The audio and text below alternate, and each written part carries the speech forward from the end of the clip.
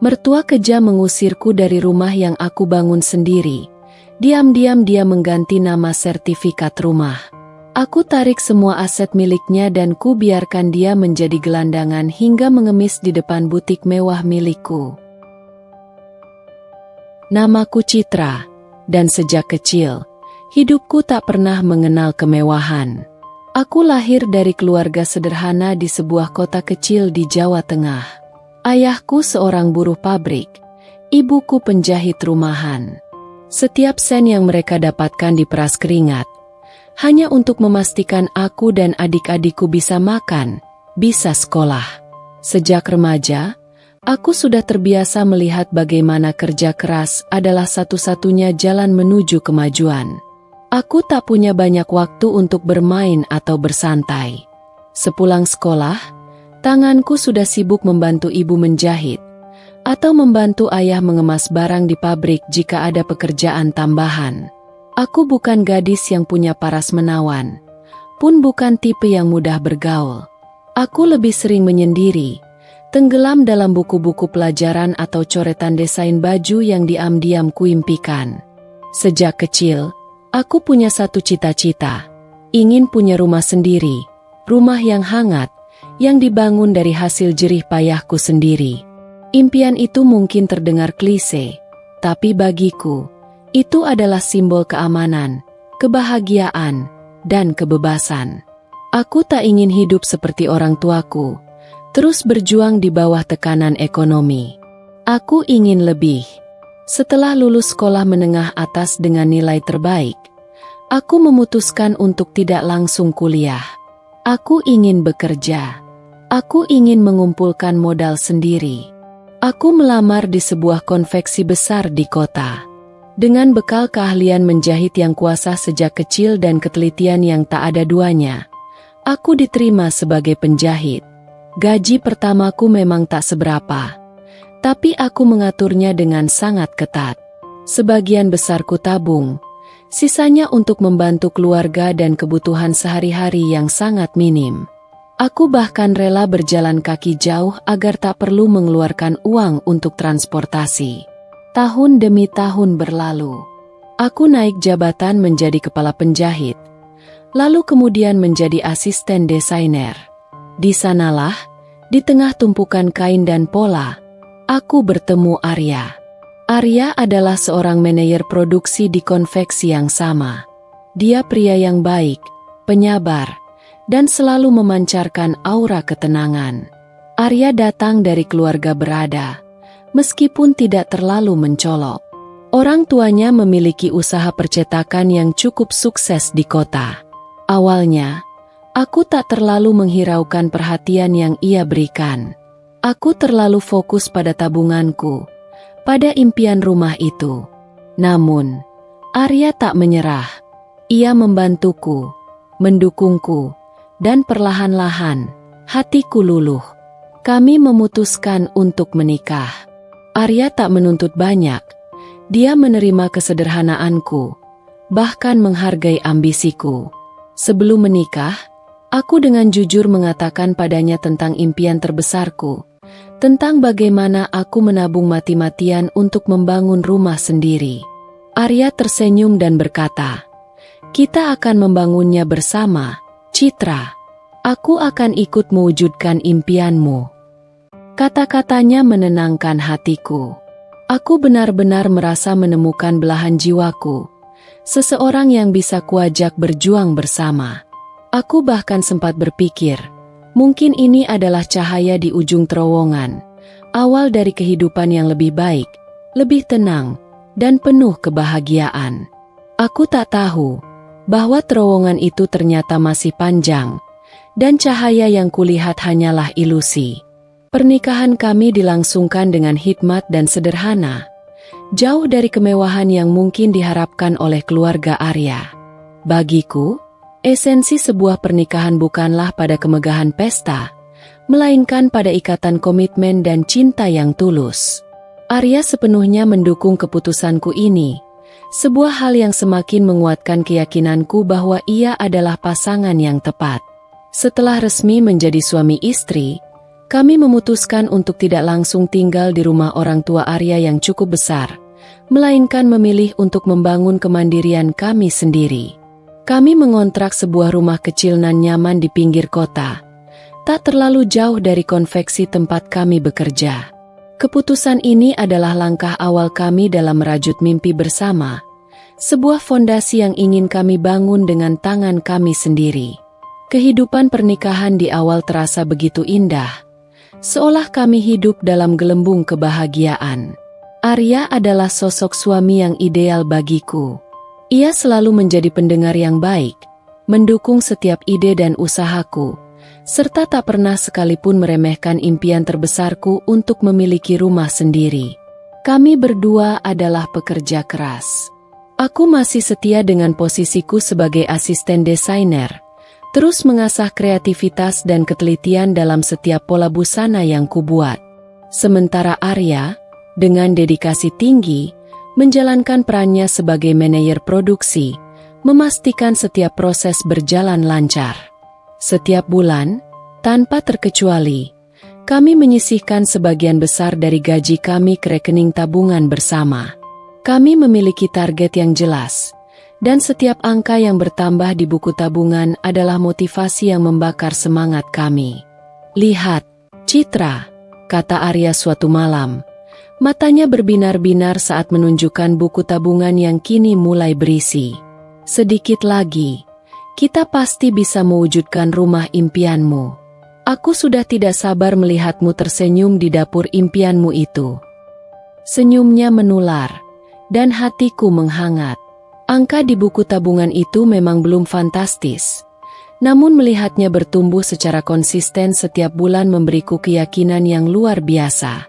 Aku mulai membayangkan detail-detail rumah itu dengan lebih jelas. Dindingnya akan berwarna krem lembut yang menenangkan. Ada taman kecil di depan yang bisa Arya rawat dengan bunga-bunga kesukaannya, dan dapur yang cukup luas dengan jendela besar menghadap taman, tempat aku bisa bereksperimen dengan resep-resep baru. Impian itu kini terasa semakin nyata, bukan lagi sekadar angan-angan belaka. Selain giat menabung, aku juga tak henti-hentinya mencari informasi tentang proses pembangunan rumah. Aku menjelajahi internet, membaca berbagai artikel tentang arsitektur dan material bangunan yang efisien. Aku juga tak segan bertanya kepada kenalan yang berprofesi di bidang properti atau konstruksi, menggali setiap detail kecil tentang perencanaan, perizinan, hingga perkiraan biaya. Bahkan, sesekali aku menyempatkan diri mengunjungi pameran perumahan, bukan untuk membeli, melainkan untuk memperkaya pengetahuanku tentang desain dan tata letak rumah. Aku ingin memastikan bahwa setiap sen yang kami keluarkan akan benar-benar menghasilkan rumah yang kokoh, nyaman, fungsional, dan sesuai dengan visi kami. Aku ingin rumah itu menjadi investasi terbaik bagi masa depan kami. Setelah hampir 3 tahun menikah, kerja keras dan disiplin kami akhirnya membuahkan hasil. Tabungan kami mencapai angka yang cukup signifikan, memungkinkan kami untuk mulai mencari lahan. Sebuah lokasi tanah di pinggir kota, yang strategis namun masih terjangkau, menarik perhatian kami. Tanah itu tidak terlalu luas, namun sangat ideal untuk membangun rumah impian kami yang tidak terlalu besar namun efisien. Letaknya memang agak jauh dari hiruk-pikuk pusat kota, namun akses transportasi umum mudah dijangkau, dan yang terpenting, harganya sangat sesuai dengan anggaran yang telah kami siapkan. Dengan penuh semangat dan hati yang berdebar, kami mengurus proses pembelian tanah itu. Setiap langkah terasa penuh kegembiraan, dari survei lokasi, negosiasi harga, hingga penandatanganan akta jual beli di notaris. Aku merasa ini adalah puncak dari perjuangan panjangku, sebuah pencapaian besar dalam hidupku. Aku merasa sangat beruntung memiliki Arya di sisiku, seseorang yang mau berjuang bersamaku mewujudkan mimpi ini. Aku benar-benar yakin, inilah saatnya kami akan hidup tenang, di rumah yang kami bangun dengan cinta, kerja keras, dan harapan. Aku pikir, kebahagiaan sejati sudah ada di depan mata, hanya tinggal selangkah lagi. Aku tak tahu, bahwa di balik kebahagiaan yang mulai terwujud itu, ada bayangan gelap yang perlahan mendekat. Setelah akta tanah berhasil kami pegang, semangatku meluap-luap tak terbendung. Setiap detail rumah impian kami kini terasa semakin nyata, semakin bisa kuraih.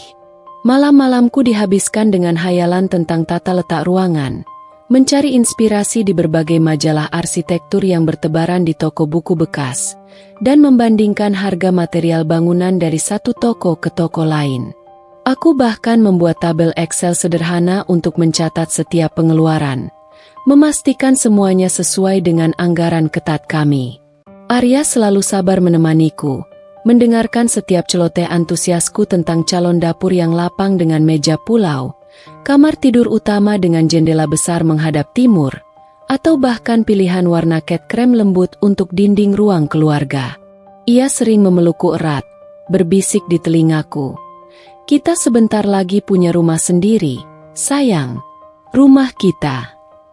Kata-kata itu selalu berhasil membuat hatiku membuncah, merasakan gelembung-gelembung kebahagiaan yang melayang di dada. Namun, di tengah euforia pembangunan rumah ini, ada satu hal yang mulai terasa janggal, sebuah benang kusut yang perlahan mengikat dan mencekik, campur tangan ibu mertuaku, Bu Ratna. Sejak awal, aku tahu Bu Ratna adalah sosok yang perfeksionis, dengan standar hidup yang sangat tinggi dan pandangan yang kaku tentang kelas dan martabat keluarga. Aku sepenuhnya sadar bahwa dia tidak terlalu senang dengan pernikahanku dan Arya yang sederhana, apalagi dengan keputusanku untuk tidak melanjutkan pendidikan tinggi setelah SMA. Baginya, aku mungkin tidak cukup berkelas, tidak cukup setara untuk putranya yang seorang manajer terkemuka di konveksi. Selama ini, sikapnya memang lebih sering berupa sindiran halus, tatapan merendahkan, atau ekspresi dingin yang tak pernah benar-benar menunjukkan penerimaan. Aku belajar untuk menoleransinya, menganggapnya sebagai karakter unik dari seorang mertua. Tetapi, ketika kami mulai serius membahas pembangunan rumah, intervensinya semakin menjadi-jadi, bahkan terasa agresif. "Kenapa kalian memilih tanah di pinggir kota? Jauh sekali dari mana-mana, aksesnya sulit." Komentarnya suatu kali dengan nada mencemooh saat kami berkunjung ke rumahnya yang besar. "Harusnya kalian membeli tanah di area elit, di pusat kota. Arya kan manajer, bukan tukang becak yang harus pulang pergi naik angkutan umum." Aku berusaha menjelaskan dengan sabar bahwa lokasi itu strategis, harganya sesuai dengan anggaran kami, dan akses transportasi umum mudah dijangkau. Namun, dia hanya mendengarkan dengan tatapan meremehkan, seolah kata-kataku hanya angin lalu yang tak berarti. Awalnya, kami berusaha mengabaikan kritikan dan campur tangannya. Kami memilih arsitek sendiri yang karyanya sesuai dengan selera kami, menentukan desain internal dan eksternal rumah sepenuhnya berdua, dan memilih kontraktor yang memiliki reputasi baik serta harga yang transparan. Aku bahkan secara pribadi mengawasi langsung setiap proses pembangunan rumah setiap akhir pekan, kadang ditemani Arya, memastikan setiap detail, mulai dari pemilihan pasir hingga pemasangan atap, berjalan sesuai rencana dan standar kualitas yang kami inginkan. Aku begitu bangga melihat fondasi rumah kami yang kokoh mulai terbentuk, kemudian dinding-dinding bata merah yang perlahan menjulang tinggi. Itu adalah perwujudan nyata dari setiap rupiah tabunganku, setiap tetes keringatku, setiap impian yang kini mulai terwujud. Namun, Bu Ratna tidak menyerah. Dia mulai sering datang ke lokasi pembangunan tanpa sepengetahuan kami. Dia akan menginterogasi para pekerja dengan pertanyaan-pertanyaan menjebak, mengkritik tata letak jendela yang menurutnya tidak feng shui, atau terang-terangan mempertanyakan kualitas semen dan besi yang kami gunakan. "Ini bangunan apa? Kualitasnya seperti kandang ayam. Lebih buruk dari rumah pembantu," teriaknya suatu kali kepada seorang mandor di hadapan para pekerja, membuatku malu bukan kepalang saat aku tiba di lokasi dan mendengar keluhannya. Aku mencoba bicara baik-baik dengannya, menjelaskan bahwa semua sudah sesuai standar dan persetujuan kami dengan arsitek dan kontraktor. Namun, dia hanya menatapku tajam. Sorot matanya penuh dominasi. Aku ini ibunya Arya. Aku tahu yang terbaik untuk anakku. Kalian berdua tidak becus mengurus hal sebesar ini. Arya, yang biasanya tenang dan cenderung pasif terhadap ibunya, mulai terlihat gelisah dan tertekan dengan campur tangan Bu Ratna yang semakin intens. Maafkan ibu ya, sayang. Dia memang begitu, terlalu peduli. Ucapnya memohon maaf padaku setelah salah satu insiden di lokasi pembangunan yang membuatku menangis karena kesal. Aku akan bicara dengannya, serius kali ini. Namun, setiap kali Arya bicara dengan ibunya, hasilnya selalu sama. Bu Ratna akan mendominasi percakapan dengan argumen-argumennya yang tak terbantahkan, dan Arya selalu berakhir dengan mengalah demi menjaga perdamaian dalam keluarga. Dia memang sangat menyayangi ibunya, dan aku bisa melihat bagaimana dilema itu mencabik-cabiknya. Aku mulai merasa ada yang salah. Rumah yang seharusnya menjadi surga damai kami, kini mulai diselimuti bayangan gelap. Bayangan campur tangan mertua yang semakin lama semakin terasa mencekik, mengikis kebahagiaan kecil yang baru saja kami rasakan. Aku tak tahu, ini baru permulaan dari badai yang jauh lebih besar. Badai yang akan menghantam dan menghancurkan semua yang telah kubangun. Ketegangan di antara kami, antara aku dan Bu Ratna, semakin terasa mencekik seiring rumah impian kami yang sebentar lagi rampung. Bu Ratna, yang sejak awal selalu sinis, kini tak lagi sekadar mengkritik. Ia mulai menunjukkan dominasinya secara terang-terangan. Memberi perintah langsung pada para tukang bangunan, bahkan dengan berani mengubah beberapa detail desain interior tanpa sedikit pun persetujuan dari kami. Ia mengganti jenis kusen jendela, mengubah tata letak kamar mandi, dan memaksa penggunaan bahan-bahan yang jauh lebih mahal. Aku mencoba menahan diri sekuat tenaga, mengingatkan diri berulang kali bahwa dia adalah ibu mertuaku, orang tua dari suamiku. Namun, kesabaranku mulai menipis setipis benang. Arya, di sisi lain, tampak terjepit di antara kami. Aku tahu dia mencintaiku. Itu terasa dari sorot matanya yang penuh rasa bersalah setiap kali ibunya melukaiku. Tapi, ia juga terikat kuat dengan Bu Ratna, dibesarkan dalam bayang-bayang dominasinya yang tak terbantahkan. Setiap kali aku mengeluh tentang campur tangan Bu Ratna yang semakin menjadi-jadi, Arya hanya bisa menghela napas panjang, berjanji akan bicara lagi dengan ibunya, namun selalu berakhir dengan kegagalan yang menyakitkan. Puncaknya terjadi suatu siang yang cerah, yang kemudian berubah menjadi hari tergelap dalam hidupku. Aku menerima telepon dari Pak Hadi, mandor proyek yang selama ini mengawasi pembangunan rumah kami. Suaranya terdengar tidak enak, penuh keraguan. Bu Citra, saya minta maaf. Bu Ratna baru saja datang dan memaksa kami mengganti semua keramik kamar mandi. Katanya keramik yang ibu pilih itu murahan, tidak cocok untuk rumah putra tunggalnya. Kami sudah coba menolak, tapi Pak Hadi tak melanjutkan kalimatnya. Namun aku bisa merasakan ketidakberdayaan dalam suaranya. Darahku mendidih seketika. Aku tak membuang waktu, langsung berlari menuju lokasi pembangunan, hati penuh amarah yang tertahan. Benar saja, saat aku tiba, Bu Ratna sedang berdiri angkuh di tengah ruangan kamar mandi yang baru, mengawasi para pekerja yang sedang membongkar keramik-keramik baru yang baru saja terpasang rapi kemarin sore. Lantai sudah berantakan dengan pecahan keramik dan sisa semen. Bu Ratna, apa-apaan ini? Suaraku meninggi. Untuk pertama kalinya aku berani melawannya secara langsung, tanpa basa-basi. Aku tak peduli lagi tentang etika atau sopan santun. Dia menoleh. Tatapan matanya tajam dan menghina, seolah aku adalah serangga yang menjijikan. Oh, kau datang juga rupanya.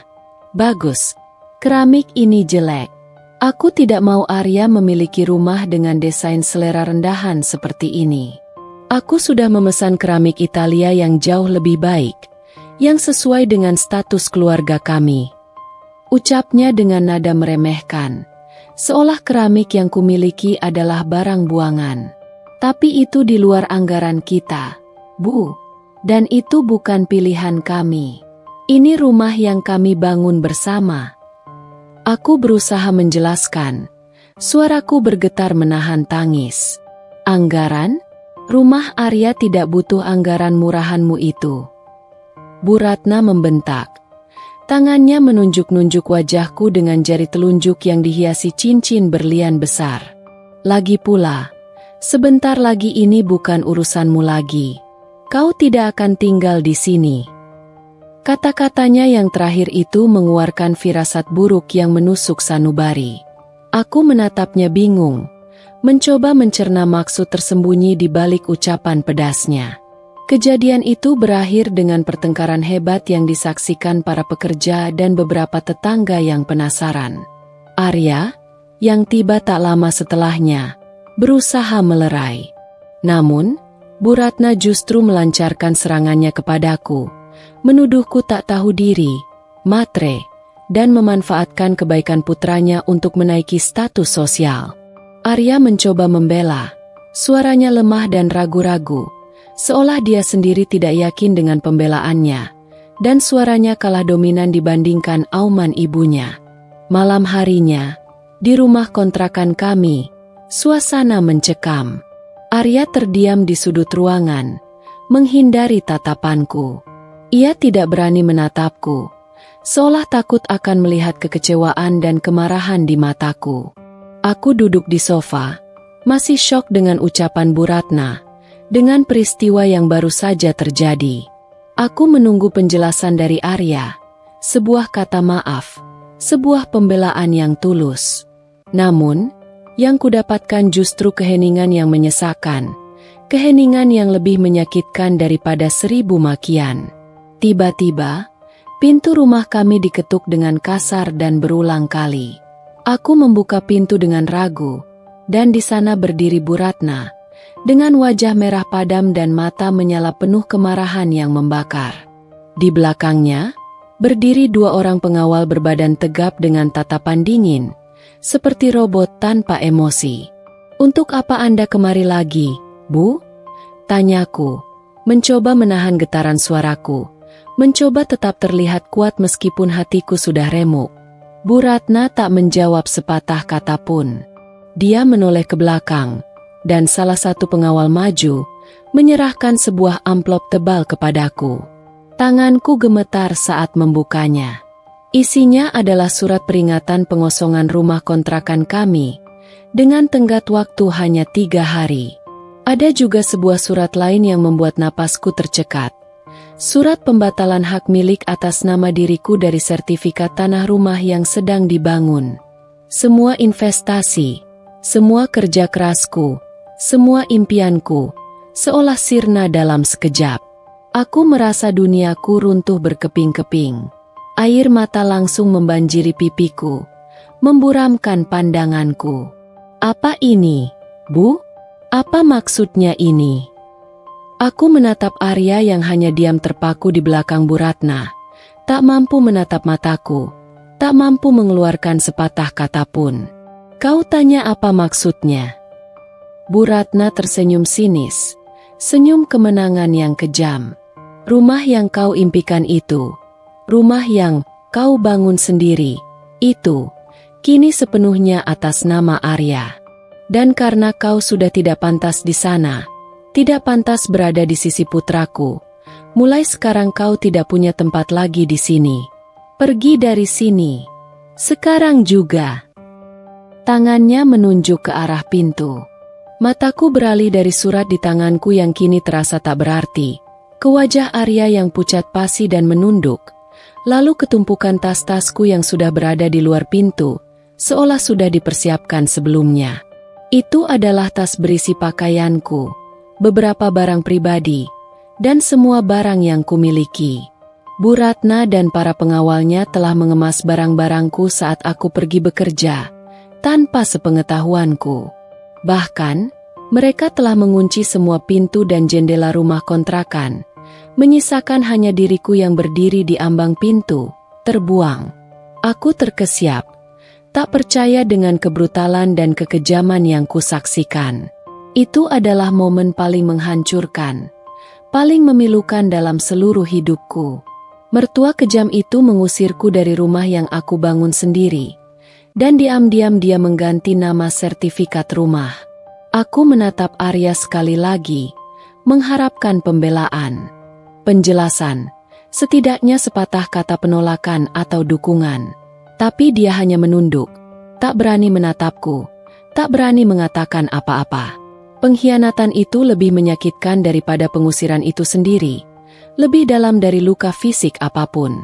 Dengan perut yang sudah membesar karena kehamilan anak pertamaku, aku ditarik paksa keluar oleh para pengawal Bu Ratna yang tanpa ampun.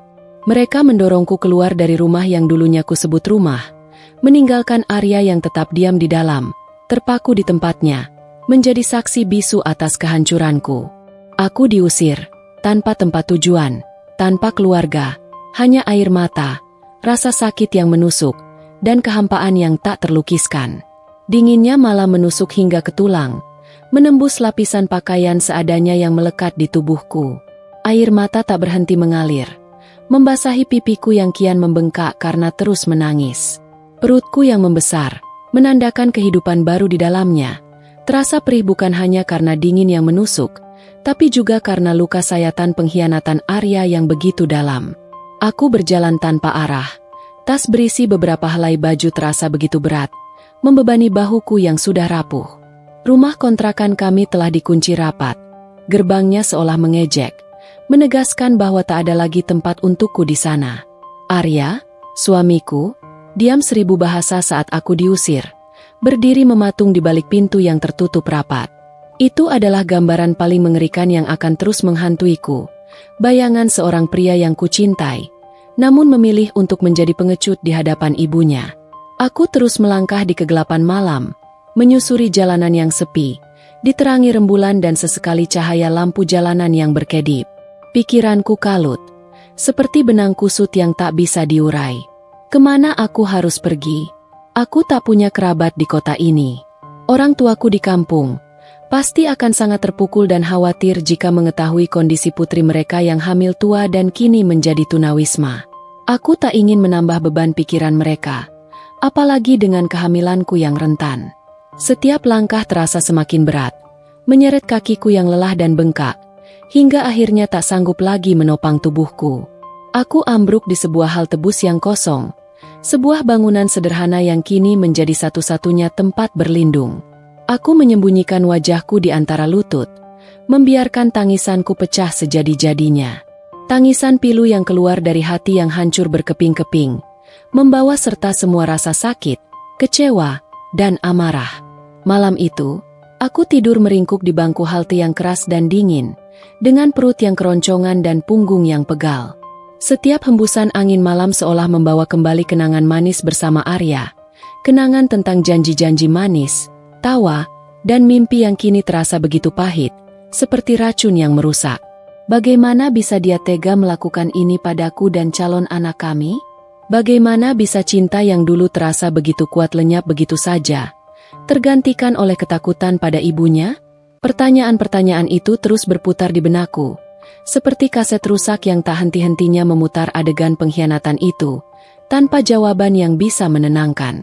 Pagi harinya, saat fajar mulai menyingsing dan matahari mulai menampakkan diri di ufuk timur, aku terbangun dengan tubuh yang remuk redam, pegal di setiap persendian, dan kepala pusing yang menusuk.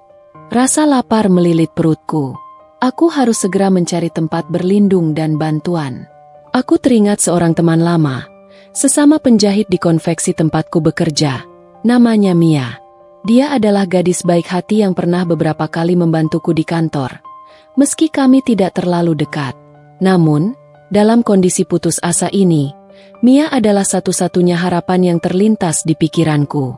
Dengan sisa-sisa tenaga, aku berjalan tertatih-tatih, menyeret langkahku menuju alamat kontrakan Mia yang kuingat samar-samar.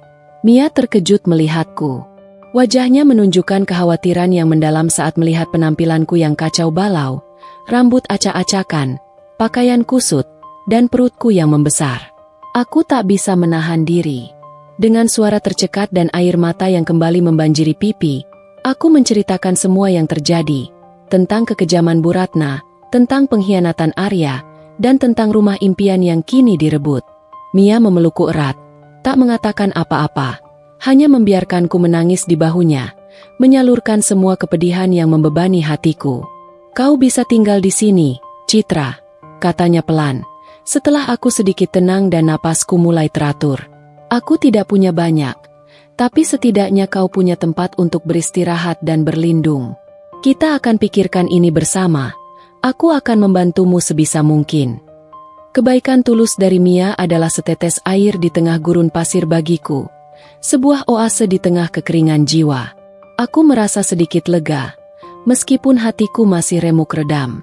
Selama beberapa hari pertama, aku hanya bisa meringkuk di kamar Mia, meratapi nasib buruk yang menimpaku. Aku merasa telah kehilangan segalanya. Rumah, suami, masa depan yang stabil, dan bahkan harga diri. Aku bahkan sempat berpikir untuk menyerah, untuk kembali ke kampung halamanku dan menanggung malu seumur hidup. Namun, di tengah keputusasaan yang begitu dalam itu, aku teringat lagi pada anak yang kukandung. Dia adalah satu-satunya alasan dan motivasi untukku tetap hidup, untukku bangkit dari keterpurukan ini. Aku tak ingin anakku lahir dalam kondisi yang menyedihkan, tanpa masa depan yang jelas, tanpa ibu yang kuat. Aku harus kuat untuknya, untuk bekal masa depannya. Aku harus menunjukkan pada Bu Ratna dan Arya, bahwa mereka telah salah besar, bahwa aku tidak akan hancur begitu saja, tidak akan menyerah pada nasib. Rasa sakit itu, kini bukan lagi air mata yang membasahi pipi, melainkan bara api yang membakar semangatku, mengubahnya menjadi tekad yang membaja. Aku harus bangkit, demi diriku, demi anakku, dan demi membalaskan semua perbuatan kejam mereka dengan cara yang paling menyakitkan, cara yang tak akan pernah mereka lupakan. Minggu-minggu awal di kontrakan Mia adalah neraka yang nyata bagiku. Aku hidup dalam kabut kesedihan dan keputusasaan. Makanan terasa hambar, tidur pun tak pernah nyenyak. Setiap aku memejamkan mata, bayangan Bu Ratna yang tersenyum sinis dengan mata penuh kebencian, dan Arya yang diam mematung, tak berdaya atau tak mau menatapku saat aku diusir, terus menghantuiku. Rasa sakit, pengkhianatan yang begitu mendalam, dan kehinaan yang kurasakan memakan setiap inci jiwaku. Aku merasa seperti kerangka yang berjalan, hidup tanpa tujuan. Mia, dengan kesabarannya yang luar biasa dan hati yang tulus, selalu ada di sisiku. Dia membantuku mengurus kehamilanku yang semakin membesar, memastikan aku makan dan minum vitamin. Dia mendengarkan semua keluh kesahku tanpa pernah menghakimi, dan sesekali dengan lembut memaksaku makan agar bayiku tetap sehat dan aku tidak tumbang. "Kau tidak bisa terus begini, Citra," Mia berbisik suatu malam, saat aku lagi-lagi terbangun dengan keringat dingin setelah mimpi buruk. "Mereka tidak pantas mendapatkan air matamu, tidak pantas menghancurkanmu seperti ini. Kau harus bangkit. Kau harus kuat, demi dirimu, demi anakmu yang ada di dalam perutmu itu." Kata-kata Mia menusuk hatiku, namun bukan dengan rasa sakit, melainkan dengan percikan api yang menyalakan kembali semangatku. Dia benar. Aku tidak bisa terus terpuruk dalam kesedihan yang menghancurkan. Aku harus bangkit. Aku harus membalas. Bukan hanya sekadar bangkit dan sukses demi diriku, tapi membalas dengan cara yang jauh lebih menyakitkan bagi mereka. Cara yang akan membuat mereka merasakan kehancuran yang kurasakan. Dendam itu perlahan berubah dari bara kecil di dasar hatiku menjadi api yang membakar setiap inci jiwaku, memberikan tujuan baru dalam hidupku yang hancur. Sejak saat itu, aku mulai berubah total. Air mata berhenti mengalir dari mataku, digantikan oleh sorot mata yang penuh tekad, kegigihan, dan sedikit kilatan kebencian yang kuat. Aku berhenti meratapi nasib dan mulai berpikir secara strategis, merencanakan langkah demi langkah. Aku tahu Bu Ratna dan Arya berpikir mereka telah berhasil menghancurkanku, membuatku tak berdaya, menjadi gelandangan. Tapi mereka salah besar. Mereka telah menciptakan bukan hanya seorang korban, melainkan seorang pejuang yang akan bangkit kembali dan menghancurkan mereka dengan cara yang tidak pernah mereka duga. Hal pertama yang kulakukan adalah fokus pada kondisi fisik dan mentalku. Aku tahu, untuk bisa berjuang, aku harus sehat dan kuat. Aku makan teratur, meski hanya dengan lauk pauk seadanya yang disiapkan Mia. Aku mulai melakukan olahraga ringan yang aman untuk ibu hamil, seperti jalan kaki di pagi hari atau gerakan peregangan sederhana. Selain itu, aku juga mulai melatih pikiranku. Aku meminjam buku-buku motivasi, strategi bisnis, dan bahkan buku-buku tentang hukum dari perpustakaan umum. Aku harus mempersiapkan diriku secara menyeluruh untuk pertempuran yang akan datang, pertempuran yang akan menentukan nasibku. Aku menyadari bahwa kekuatan utama Bu Ratna dan suamiku terletak pada aset dan kekayaan mereka. Mereka adalah pengusaha sukses, dengan pabrik percetakan yang besar, toko-toko properti, dan jaringan bisnis yang luas. Aku tidak bisa membalas mereka dengan kekerasan fisik. Itu bukan gayaku dan aku tidak memiliki kekuatan untuk itu. Aku harus membalas dengan cara yang paling mereka takuti dan sayangi, menghancurkan fondasi ekonomi mereka, merampas semua yang mereka miliki. Dengan bantuan Mia yang meminjamkan laptop lamanya, aku mulai melakukan riset mendalam. Setiap malam, setelah Mia tidur, aku akan duduk di meja kecilnya, mencari informasi tentang perusahaan percetakan milik Bu Ratna dan suamiku. Aku menggali semua data yang bisa kudapatkan dari internet, laporan keuangan publik, struktur perusahaan, daftar para pemegang saham, mitra bisnis mereka, bahkan profil lengkap pesaing-pesaing terdekat mereka. Aku juga mencoba mencari celah hukum yang mungkin bisa kugunakan tidak hanya untuk mengambil kembali rumahku yang telah direbut, tetapi juga untuk melumpuhkan mereka secara finansial. Aku ingat Arya pernah bercerita sekilas tentang beberapa perjanjian bisnis ayahnya, tentang bagaimana mereka mengelola keuangan perusahaan. Ada beberapa hal yang dulu terasa tidak transparan, bahkan sedikit mencurigakan, meskipun aku tak terlalu memikirkannya saat itu. Kini, semua informasi itu menjadi sangat berharga. Aku mulai mencatat setiap detail kecil, setiap informasi yang kudapat, sekecil apapun itu. Aku membuat diagram, tabel, dan catatan-catatan penting. Aku tahu perjalananku akan sangat panjang, berliku, dan sulit. Aku akan menghadapi rintangan yang tak terhitung jumlahnya. Tapi aku tidak gentar. Aku punya motivasi yang jauh lebih besar dari sekadar amarah. Anak yang kukandung, masa depanku, dan bara dendam yang kini membakar setiap inci jiwaku. Mereka akan membayar mahal untuk semua yang telah mereka lakukan padaku. Sangat mahal. Kehamilanku semakin membesar setiap harinya. Dan seiring dengan itu, tekad baja yang telah kutempa di titik terendah hidupku juga semakin menguat. Aku tahu, waktu untuk mempersiapkan diri tidak banyak. Aku harus bertindak cepat, namun tetap cerdas dan terencana. Langkah pertama yang terpikir olehku adalah mencari bantuan profesional, bukan psikolog. Meskipun jiwaku sangat membutuhkan penyembuhan dari luka yang menganga. Yang lebih krusial saat itu adalah menemukan seorang pengacara. Bukan sembarang pengacara, melainkan seseorang yang cerdik, berpengalaman dalam seluk-beluk hukum sengketa properti dan bisnis, serta memiliki reputasi kuat dalam memenangkan kasus-kasus yang kompleks. Mia, sahabat yang kini menjadi satu-satunya sandaranku, ternyata memiliki seorang kenalan yang cukup berpengaruh di dunia hukum. Dia adalah kakaknya, seorang pengacara muda bernama Risa. Risa mungkin belum terlalu terkenal di kalangan masyarakat umum, namun ia memiliki koneksi yang baik di lingkungan peradilan dan dikenal sangat teliti, ambisius, serta memiliki kepekaan terhadap isu keadilan. Awalnya, aku ragu untuk menghubunginya. Aku tahu jasa pengacara profesional itu mahal, dan dalam kondisiku yang nyaris tunawisma, aku tidak punya uang sepeser pun. Tapi Mia, dengan keyakinan penuh, meyakinkanku. Coba saja dulu cerita, Citra. Risa pasti mau membantu. Dia orangnya peduli keadilan dan dia tidak akan memungut biaya konsultasi awal darimu. Dengan hati berdebar dan pikiran yang dipenuhi harapan sekaligus kecemasan, aku menemui Risa di kantornya yang sederhana namun tertata rapi. Aroma kertas dan kopi memenuhi ruangan. Aku menceritakan semuanya, secara runtut dan detail, Mulai dari awal pernikahan kami yang penuh impian, proses pembangunan rumah yang menjadi simbol kerja kerasku, campur tangan Bu Ratna yang semakin mendominasi, pengubahan sertifikat tanah secara diam-diam yang menghancurkan hatiku, hingga momen pengusiranku yang brutal dari rumah kontrakan.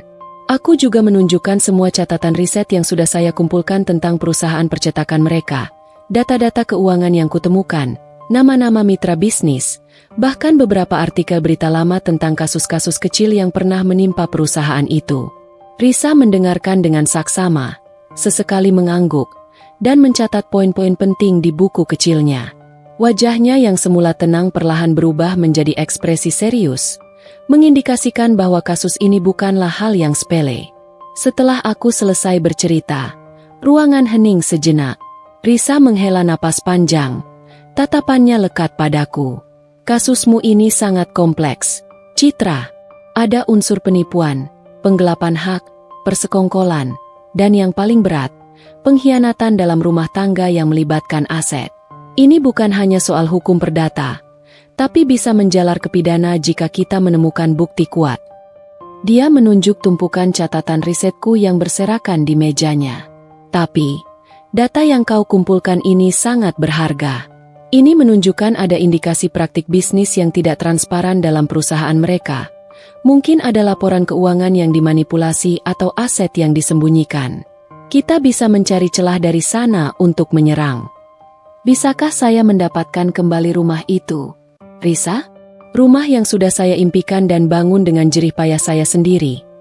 Tanyaku, suara saya nyaris berbisik, penuh harapan dan keputusasaan. Risa menatapku lurus dengan sorot mata tegas. Mungkin, tapi itu akan sangat sulit dan membutuhkan waktu yang sangat panjang. Mengingat sertifikat sudah beralih nama dan mereka pasti punya tim pengacara yang kuat dan berpengaruh. Kita tidak bisa langsung menyerang ke sana sekarang. Tujuan utama kita sekarang adalah menemukan kelemahan terbesar mereka. Inti dari kesombongan mereka. Kekayaan. Mereka sangat bangga dengan harta dan status mereka. Kan? Jika kita bisa membuktikan ada praktik ilegal, penipuan, atau cacat hukum serius dalam pengelolaan aset dan bisnis mereka, kita bisa melumpuhkan mereka secara finansial. Itu akan lebih menyakitkan bagi mereka daripada sekadar mengambil kembali rumahmu. Itu akan menghancurkan fondasi hidup mereka. Hati saya berdesir. Risa benar-benar membaca pikiranku. Memahami apa yang paling kuinginkan. Melumpuhkan mereka secara finansial. Mencabut semua kesombongan dan kekuasaan mereka. Itulah tujuan utama saya. Itu adalah pembalasan yang paling sempurna. Aku mengangguk mantap. Sorot mataku memancarkan tekad. Saya akan melakukan apa saja, Risa. Apapun yang dibutuhkan. Baiklah, kata Risa, menutup buku catatannya dengan gerakan pasti. Pertama, saya akan mulai mendalami dokumen-dokumen yang kau berikan ini, melakukan analisis hukum, dan mencari tahu lebih banyak tentang seluk-beluk keuangan serta struktur perusahaan percetakan mereka. Kedua, kita perlu mengumpulkan lebih banyak bukti konkret. Ini bukan hanya tentang data di internet, tapi juga saksi, dokumen internal, atau transaksi mencurigakan jika memungkinkan. Ini akan menjadi operasi yang sangat rahasia dan butuh kesabaran luar biasa. Kau harus kuat dan siap mental, karena ini akan menjadi pertempuran yang panjang dan berat. Saya tahu ini bukan pekerjaan mudah, dan akan membutuhkan waktu yang sangat lama, mungkin bertahun-tahun. Tapi, dengan Risa di sisi saya merasa memiliki secercah harapan yang jauh lebih terang. Ini adalah langkah pertama saya menuju pertempuran yang sesungguhnya, pertempuran yang akan memakan segalanya dari mereka, sama seperti mereka mengambil segalanya dari saya. Ini bukan lagi tentang rumah, ini tentang keadilan dan kehancuran. Mulai saat itu, setiap detik dalam hidupku memiliki tujuan baru yang membakar, sebuah api yang terus menyala di dasar hatiku. Rasa sakit dan kesedihan yang mendalam memang tidak hilang sepenuhnya, namun kini mereka bermetamorfosis menjadi bahan bakar yang tak pernah habis, mendorongku untuk terus maju. Aku bekerja sama dengan Risa dalam diam, seperti dua detektif rahasia yang mengintai mangsa mereka. Risa, dengan keahliannya, fokus pada aspek hukum, menelaah setiap lembar dokumen perusahaan Arya dan Bu Ratna yang bisa diakses publik. Dia mencari celah dalam laporan pajak, menganalisis neraca keuangan, dan mempelajari riwayat kasus hukum kecil yang mungkin pernah mereka hadapi. Sementara itu, tugasku jauh lebih sulit dan berisiko, mengumpulkan informasi yang lebih personal, rahasia, dan tidak mudah ditemukan oleh mata awam. Citra, kita butuh informasi internal yang sifatnya sensitif, kata Risa suatu hari. Wajahnya serius saat kami bertemu di sebuah kafe kecil yang terpencil. Siapa saja yang dulu sangat dekat dengan keluarga Arya dan bisnis mereka? Karyawan lama di percetakan mereka? Mantan kolega atau mitra bisnis yang mungkin dulu punya hubungan baik dengan almarhum ayah Arya, tapi kini sudah tidak berhubungan baik dengan keluarga itu karena suatu alasan. Aku berpikir keras, menguras ingatanku. Perusahaan percetakan keluarga Arya, Graha Kencana, adalah bisnis turun-temurun yang dibangun dengan susah payah oleh almarhum ayah Arya, Pak Bram. Bu Ratna, setelah suaminya meninggal, mengambil alih kendali penuh dan aktif mengelola keuangan serta operasional perusahaan. Aku tahu ada beberapa karyawan lama yang sudah bekerja di sana puluhan tahun, sejak Pak Bram masih hidup. Mereka adalah saksi bisu perjalanan perusahaan. Ada juga beberapa mantan mitra bisnis yang dulunya adalah kolega dekat Pak Bram, namun kini sudah tidak lagi terlibat dengan Graha Kencana, entah karena perselisihan atau ketidakcocokan dengan gaya manajemen Bu Ratna. Ini adalah titik awal yang menjanjikan. Aku memulai misi pengumpulanku dengan sangat hati-hati dan penuh perhitungan. Aku tidak bisa terang-terangan mendekati mereka atau menunjukkan niat asliku. Aku takut Bu Ratna atau Arya mengetahui rencanaku, yang bisa membahayakan diriku dan juga anak yang kukandung. Pertama, aku mencari kontak lama dari beberapa karyawan yang pernah kutemui sekilas saat Arya mengajakku berkunjung ke percetakan. Aku berpura-pura menanyakan kabar, sekadar bersilaturahmi, atau bahkan menawarkan bantuan jika ada kebutuhan desain grafis kecil yang bisa kulakukan dari jarak jauh, mengingat aku adalah seorang desainer. Aku memanfaatkan kehamilanku sebagai alasan. Saya sedang tidak bekerja, dan juga sedang menunggu kelahiran, jadi mungkin bisa bantu pekerjaan kecil dari rumah untuk mengisi waktu luang, kataku pada salah satu kenalan lama dengan nada yang dibuat-buat polos. Secara perlahan, dari obrolan ringan dan pertemuan-pertemuan tak terduga, aku mulai menggali informasi yang kuinginkan. Aku bertanya tentang perubahan manajemen setelah Pak Bram meninggal dan bagaimana Arya mengambil alih sebagian peran ayahnya. Aku menanyakan tentang karyawan-karyawan kunci, dan bagaimana hubungan mereka dengan Bu Ratna yang terkenal keras, pelit, dan memiliki gaya manajemen yang otoriter. Beberapa karyawan memang mulai mengeluh tentang kebijakan Bu Ratna yang sering memotong hak-hak kecil mereka, memaksa lembur tanpa bayaran yang layak, dan menciptakan lingkungan kerja yang tidak nyaman. Ada bisikan-bisikan tentang keuangan perusahaan yang tidak terlalu transparan sejak Bu Ratna mengambil alih kendali penuh, tentang dana yang mengalir ke rekening pribadi yang tidak seharusnya. Salah satu informasi paling berharga datang dari seorang mantan kepala akuntansi di Graha Kencana, namanya Pak Budi. Dia pensiun mendadak setahun yang lalu, jauh sebelum usia pensiun seharusnya. Aku mengetahui alamatnya dari seorang teman Mia yang kebetulan tetangganya. Aku memutuskan untuk menemuinya secara langsung, dengan risiko yang sangat besar. Aku datang sendirian, tanpa memberitahu Mia, tidak ingin dia ikut terlibat dalam bahaya ini. Pak Budi awalnya enggan bicara. Dia tampak ketakutan. Wajahnya pucat pasi saat aku menyebut nama keluarga Arya. Saya sudah pensiun, Nona. Saya tidak ingin terlibat lagi dengan keluarga itu. Mereka punya koneksi kuat. Saya mohon jangan libatkan saya, katanya dengan nada bergetar. Matanya memancarkan kecemasan. Aku tidak menyerah. Aku duduk dengan tenang, menceritakan secara singkat namun menyentuh bagaimana aku diusir dari rumahku sendiri, bagaimana sertifikat tanahku direbut, dan bagaimana aku kini hidup menumpang tanpa tempat tinggal yang pasti, membawa janin di perutku. Aku juga menjelaskan bahwa aku tidak akan melibatkan namanya di depan umum, hanya butuh informasi yang bisa membantu mengungkap kebenaran. Aku meyakinkan dia bahwa jika ada praktik ilegal dalam perusahaan, itu akan terbongkar cepat atau lambat, dan lebih baik dia berada di sisi yang benar dan menjadi saksi yang mau bicara, daripada terseret ke dalam masalah di kemudian hari. Wajah Pak Budi berubah. Ada sorot marah bercampur ketakutan yang kini lebih meredup di matanya. Dia melihat ke arah perutku. Mungkin hatinya tersentuh oleh kisahku. Mereka memang curang, Nona. Bisiknya akhirnya. Suaranya sangat pelan, hampir tak terdengar.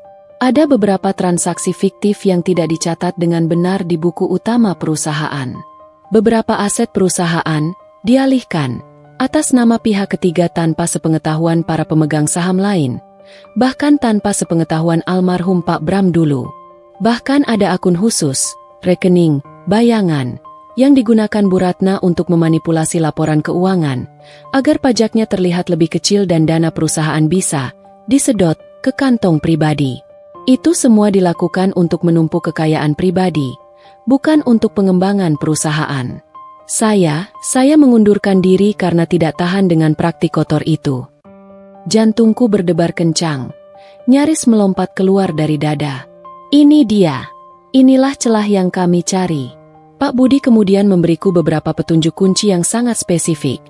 Tanggal-tanggal penting terjadinya transaksi mencurigakan, nama-nama yang terlibat dalam skema penggelapan itu, dan lokasi perkiraan dokumen-dokumen rahasia yang bisa menjadi bukti konkret. Dia bahkan memberanikan diri memberiku salinan samar beberapa bukti kecil yang berhasil dia simpan di flash disknya sebelum pensiun, yang mengindikasikan adanya aliran dana mencurigakan dan manipulasi laporan. Ini adalah bom waktu yang tersembunyi, siap meledak dan menghancurkan mereka. Aku berterima kasih berkali-kali pada Pak Budi, berjanji untuk menjaga kerahasiaannya dan melindunginya jika diperlukan. Pulang dari sana, aku langsung menemui Risa, menyerahkan semua informasi yang kudapat, termasuk salinan bukti-bukti awal itu. Wajah Risa berseri-seri, matanya berbinar penuh semangat. Ini luar biasa, Citra. Ini bisa menjadi pintu gerbang kita untuk membongkar semuanya. Kita punya cukup amunisi untuk memulai serangan. Kami tahu, pertarungan yang sesungguhnya baru saja dimulai. Kami memiliki bukti, kini tinggal bagaimana cara menggunakannya secara efektif untuk menghancurkan mereka, satu persatu. Dengan bukti awal yang berhasil kuperoleh dari Pak Budi, ditambah analisis hukum yang cermat dari Risa, rencana kami kini mulai terbentuk dengan lebih jelas dan terstruktur. Kami tahu, kami tidak bisa langsung menyerbu dengan gugatan hukum secara frontal. Itu akan terlalu mudah bagi Bu Ratna untuk menutup jejak, memanipulasi bukti, atau bahkan menggunakan koneksinya untuk membungkam kami. Kami harus bergerak cerdik, sistematis, dan yang paling penting, dalam kerahasiaan penuh. Risa menyebut strategi kami ini sebagai strategi di balik keheningan, sebuah pertempuran senyap yang tidak akan mereka sadari sampai semuanya terlambat, sampai fondasi kehidupan mereka runtuh tanpa mereka tahu siapa yang menjatuhkannya. Risa menjelaskan langkah pertama yang paling efektif adalah menargetkan koneksi bisnis mereka. Perusahaan percetakan seperti Graha Kencana ini sangat bergantung pada jaringan klien besar dan pemasok utama mereka, Citra. Jelas Risa suatu sore saat kami bertemu lagi di sudut kafe yang tenang, menyamarkan pertemuan kami sebagai obrolan biasa. Jika reputasi mereka tercoreng di mata para mitra utama itu, apalagi jika ada isu integritas atau kecurangan, itu akan menjadi pukulan telak yang meruntuhkan kepercayaan. Mereka tidak akan bisa lagi menutupi masalah keuangan internal jika para klien besar mulai ragu, menuntut audit, atau bahkan secara terang-terangan menarik kerjasama. Kehilangan satu klien besar bisa menyebabkan efek domino yang menghancurkan. Aku sepenuhnya setuju dengan strategi Risa. Ini jauh lebih efektif dan menyakitkan daripada sekadar mengejar kembali rumahku. Kehilangan rumah memang sakit, sangat sakit, tapi kehilangan seluruh sumber kekayaan yang menjadi kebanggaan dan fondasi hidup mereka akan jauh lebih menyakitkan bagi Bu Ratna dan Arya. Itu akan membuat mereka merasakan pahitnya kehilangan segala-galanya, sama seperti yang kurasakan. Maka, dimulailah fase pengumpulan informasi yang lebih mendalam dan subtil. Aku kembali menghubungi beberapa kenalan lama di industri percetakan, mantan rekan kerja, atau bahkan kenalan yang memiliki bisnis percetakan kecil. Aku tidak langsung tudpen. Aku berpura-pura mencari pekerjaan baru, atau sekadar ingin belajar lebih banyak tentang dinamika bisnis percetakan di pasar yang kompetitif ini. Dalam setiap percakapan, aku dengan sangat hati-hati dan tanpa terkesan mencurigakan, menyelipkan pertanyaan tentang reputasi Graha Kencana. Apakah mereka selalu membayar tepat waktu kepada pemasok? Apakah ada keluhan tentang kualitas produk atau layanan mereka belakangan ini? Apakah ada desas-desus tentang manajemen keuangan mereka? Aku mencari celah, mencari keluhan, mencari ketidakpuasan sekecil apapun yang mungkin pernah mereka dengar. Risa di sisi lain, mulai memantau laporan keuangan publik mereka dengan lebih cermat dan detail. Dia mencari anomali, perubahan signifikan dalam neraca, atau laporan pendapatan yang tidak sesuai dengan kondisi pasar. Dia juga mulai diam-diam menghubungi beberapa auditor independen yang memiliki reputasi baik dan integritas tinggi. Tujuannya adalah untuk mempersiapkan mereka jika sewaktu-waktu kami membutuhkan bantuan ahli untuk menyelidiki secara resmi praktik akuntansi Graha Kencana. Risa bahkan mulai mencari informasi tentang perusahaan-perusahaan yang pernah terlibat sengketa hukum dengan Graha Kencana di masa lalu, berharap menemukan pola atau modus operandi tertentu. Selain itu, kami juga mulai melacak beberapa properti yang disinyalir dialihkan namanya secara ilegal oleh Bu Ratna, seperti yang disebutkan oleh Pak Budi. Ini membutuhkan waktu dan ketelitian tinggi, melibatkan pengecekan data kepemilikan tanah di kantor pertanahan dan membandingkannya dengan informasi yang kami miliki dari Pak Budi serta data publik. Ini adalah langkah awal untuk mengidentifikasi aset-aset, bayangan, mereka yang bisa menjadi target di kemudian hari. Waktu terus berjalan tanpa terasa. Perutku semakin membesar, dan sebentar lagi aku akan melahirkan. Ini menjadi tekanan tersendiri yang sangat besar. Aku harus menyelesaikan ini sebelum anakku lahir, atau setidaknya memiliki fondasi yang kuat untuk masa depan kami berdua. Mia, yang melihatku terus-menerus terjebak dengan riset, rapat rahasia dengan Risa, dan perencanaan yang tak ada habisnya, mulai khawatir dengan kondisiku. Citra, jangan terlalu memaksakan diri. Mia sering mengingatkan dengan nada lembut. Bayimu butuh ketenangan. Pikirkan juga kesehatanmu. Istirahatlah sebentar. Kau terlihat sangat lelah. Aku tahu Mia benar, tapi aku tidak bisa berhenti. Setiap kali aku merasa lelah, setiap kali tubuhku ingin menyerah, aku teringat lagi pada wajah Bu Ratna dan Arya yang mengusirku dari rumah impianku, dari kehidupanku. Rasa sakit dan kehinaan itu menjadi doping, menjadi energi pendorong yang tak ada habisnya. Aku harus kuat. Aku harus berhasil. Salah satu target utama kami adalah sebuah proyek percetakan besar yang baru saja dimenangkan Graha Kencana dari sebuah perusahaan multinasional besar. Proyek ini, yang nilainya miliaran rupiah, adalah tulang punggung pendapatan mereka dan merupakan proyek paling bergengsi yang mereka dapatkan dalam beberapa tahun terakhir. Aku dan Risa sepakat, jika kami bisa membuktikan ada kecurangan dalam proses tender proyek ini, atau bahkan sekadar menanamkan keraguan yang cukup kuat di benak klien multinasional tersebut tentang integritas Graha Kencana, itu akan menjadi pukulan yang sangat telak, mungkin pukulan yang fatal. Strategi kami adalah mengumpulkan bukti yang bisa disajikan secara anonim kepada departemen audit atau legal klien tersebut, sehingga mereka mulai melakukan investigasi internal sendiri terhadap Graha Kencana. Ini akan memaksa Bu Ratna dan Arya untuk menghadapi masalah mereka sendiri, dari dalam, tanpa sedikit pun menyadari bahwa aku adalah dalang di baliknya, dalang yang bergerak dalam keheningan. Dengan data valid dari Pak Budi yang telah diverifikasi, ditambah informasi-informasi krusial yang kukumpulkan secara rahasia dari berbagai sumber, Risa mulai menyusun sebuah paket anonim. Paket itu bukan berisi tuduhan kosong, melainkan sebuah kompilasi cerdik berisi indikasi kuat adanya penipuan dan manipulasi keuangan di tubuh Graha Kencana. Kami tidak langsung menuduh secara eksplisit.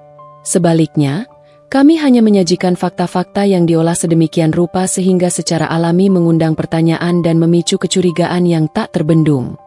Fokus utama kami adalah pada proyek besar dengan perusahaan multinasional itu, sebuah kontrak bernilai fantastis yang sangat vital dan menjadi kebanggaan Arya serta Bu Ratna. Proyek itu adalah urat nadi finansial Graha Kencana. Risa sangat teliti dalam menyusun setiap bagian paket tersebut. Dia menyertakan salinan-salinan dokumen yang mengindikasikan ketidakberesan dalam laporan keuangan internal Graha Kencana, catatan detail tentang tanggal-tanggal transaksi mencurigakan yang mengarah pada penggelapan dana, dan beberapa tangkapan layar email internal yang menunjukkan tekanan keras untuk mengamankan proyek besar tersebut dengan cara apapun, bahkan jika harus melanggar etika bisnis. Semua bukti itu disajikan secara cerdik, tanpa menyebutkan nama sumber atau menunjukkan sedikitpun keterlibatanku maupun Risa. Paket itu adalah bom waktu yang kami tanam, siap meledak dari dalam, meruntuhkan kepercayaan dari inti bisnis mereka. Tugasku adalah memastikan paket ini sampai ke tangan yang tepat di dalam struktur perusahaan multinasional tersebut. Tidak bisa sembarangan. Paket ini harus mendarat di meja Departemen Audit Internal atau bagian legal mereka, yang memiliki wewenang penuh untuk menyelidiki dugaan kecurangan. Aku tidak mau mengirimkannya lewat pos biasa yang bisa dilacak, atau kurir profesional yang bisa meninggalkan jejak digital. Aku butuh cara yang lebih aman, yang tak meninggalkan jejak dan tak bisa ditelusuri kembali padaku. Mia, sekali lagi, kembali menjadi penyelamatku. Salah satu saudaranya ternyata bekerja sebagai kurir pengiriman dokumen harian di area perkantoran pusat kota, dan salah satu rute pengirimannya meliputi gedung pencakar langit tempat kantor pusat perusahaan multinasional itu berada. Ini adalah celah yang sempurna. Aku menjelaskan rencana singkat kepada Mia, betapa krusialnya ini untuk masa depanku. Awalnya Mia sempat ragu karena ini melibatkan saudaranya yang tidak tahu apa-apa, dan ada risiko jika ketahuan. Namun, aku meyakinkannya bahwa ini adalah satu-satunya cara untuk mendapatkan keadilan, dan aku berjanji akan melindungi mereka berdua dari risiko apapun. Akhirnya, Mia setuju, meskipun dengan wajah khawatir yang tak bisa disembunyikannya. Beberapa hari kemudian, paket berisi bom waktu itu berhasil diselipkan secara rahasia ke dalam tumpukan dokumen yang akan dikirim saudaranya, dan mendarat tepat di meja Direktur Audit Internal perusahaan multinasional tersebut, tanpa ada yang tahu siapa pengirimnya. Beberapa hari setelah paket itu terkirim, kami berdua menahan napas. Suasana tegang menyelimuti kami. Kami tahu efeknya tidak akan langsung terlihat, seperti meledaknya sebuah granat. Perusahaan sebesar itu pasti butuh waktu untuk mencerna informasi, melakukan verifikasi awal, dan menyusun rencana investigasi. Aku terus memantau berita-berita ekonomi lokal maupun nasional, mencari artikel atau laporan yang mungkin berhubungan dengan Graha Kencana. Aku juga masih sesekali menghubungi kenalan lamaku di industri percetakan, mencoba mengorek informasi tentang apa yang sedang terjadi di Graha Kencana, apakah ada gelombang perubahan atau kegelisahan yang terasa. Perutku semakin membesar, dan aku merasa semakin sulit untuk bergerak lincah atau fokus dalam waktu lama. Beberapa kali aku merasa mual dan pusing, tapi semangatku tak pernah padam. Aku tahu, aku sedang hamil seorang pejuang kecil, dan dia adalah sumber kekuatanku yang tak ada habisnya. Aku harus berhasil demi dia. Sekitar 2 minggu kemudian, desas-desus mulai muncul. Bisikan-bisikan itu datang dari berbagai arah, dari kenalan Mia yang bekerja di perusahaan lain, dan bahkan dari beberapa kolega lamaku di konveksi yang masih punya koneksi dengan Graha Kencana. Mereka mengatakan bahwa ada audit internal mendadak dan sangat ketat yang sedang berlangsung di Graha Kencana. Klien multinasional itu, konon, mulai menunda pembayaran untuk proyek besar mereka, mengindikasikan adanya masalah kepercayaan. Bahkan sempat ada tim investigasi dari klien yang datang langsung ke kantor Graha Kencana, melakukan pemeriksaan dokumen secara menyeluruh. Wajah Bu Ratna yang biasanya angkuh dan penuh percaya diri, kini terlihat tegang, sering terlihat marah-marah pada karyawannya, dan jarang tersenyum. Arya juga tampak lebih murung, stres, dan sering terlihat mondar-mandir di kantor dengan ekspresi cemas. Mendengar kabar ini, aku dan Risa bertukar pandang. Senyum tipis, namun penuh kemenangan, terukir di bibir kami. Bom waktu itu telah diledakkan. Mereka tidak tahu dari mana asalnya, tidak tahu siapa yang menarik pelatuknya, tapi dampaknya mulai terasa sangat menyakitkan. Ini baru permulaan dari kehancuran finansial yang akan kami ciptakan untuk mereka. Beberapa bulan setelah audit internal itu, badai sesungguhnya mulai menerpa keluarga Arya. Kabar yang kudengar dari Risa sungguh memuaskan, meski ada sedikit rasa pahit yang menyertai. Perusahaan multinasional itu secara resmi membatalkan kontrak mereka dengan Graha Kencana, menuntut ganti rugi yang jumlahnya sangat fantastis, mencapai puluhan miliar rupiah. Mereka juga mengajukan laporan ke pihak berwenang mengenai indikasi manipulasi laporan keuangan dan praktik bisnis yang tidak etis, berdasarkan bukti-bukti yang kami kirimkan secara anonim. Ini adalah pukulan telak yang membuat Graha Kencana limbung, di ambang kebangkrutan. Risa menjelaskan bahwa gugatan itu tidak hanya menghantam finansial perusahaan, tetapi juga merusak reputasi mereka secara permanen. Tidak ada investor yang mau mendekat. Citra, kata Risa suatu pagi, suaranya tenang. Nama Graha Kencana sudah tercoreng di seluruh industri. Bank-bank besar mulai menolak permohonan pinjaman mereka. Dan bahkan pinjaman yang sudah ada pun sedang ditinjau ulang dan diminta pelunasannya dipercepat. Aku tahu, ini adalah hasil dari jerih payahku dan Risa. Namun, melihat kehancuran itu terjadi secara nyata, ada sedikit rasa hampa.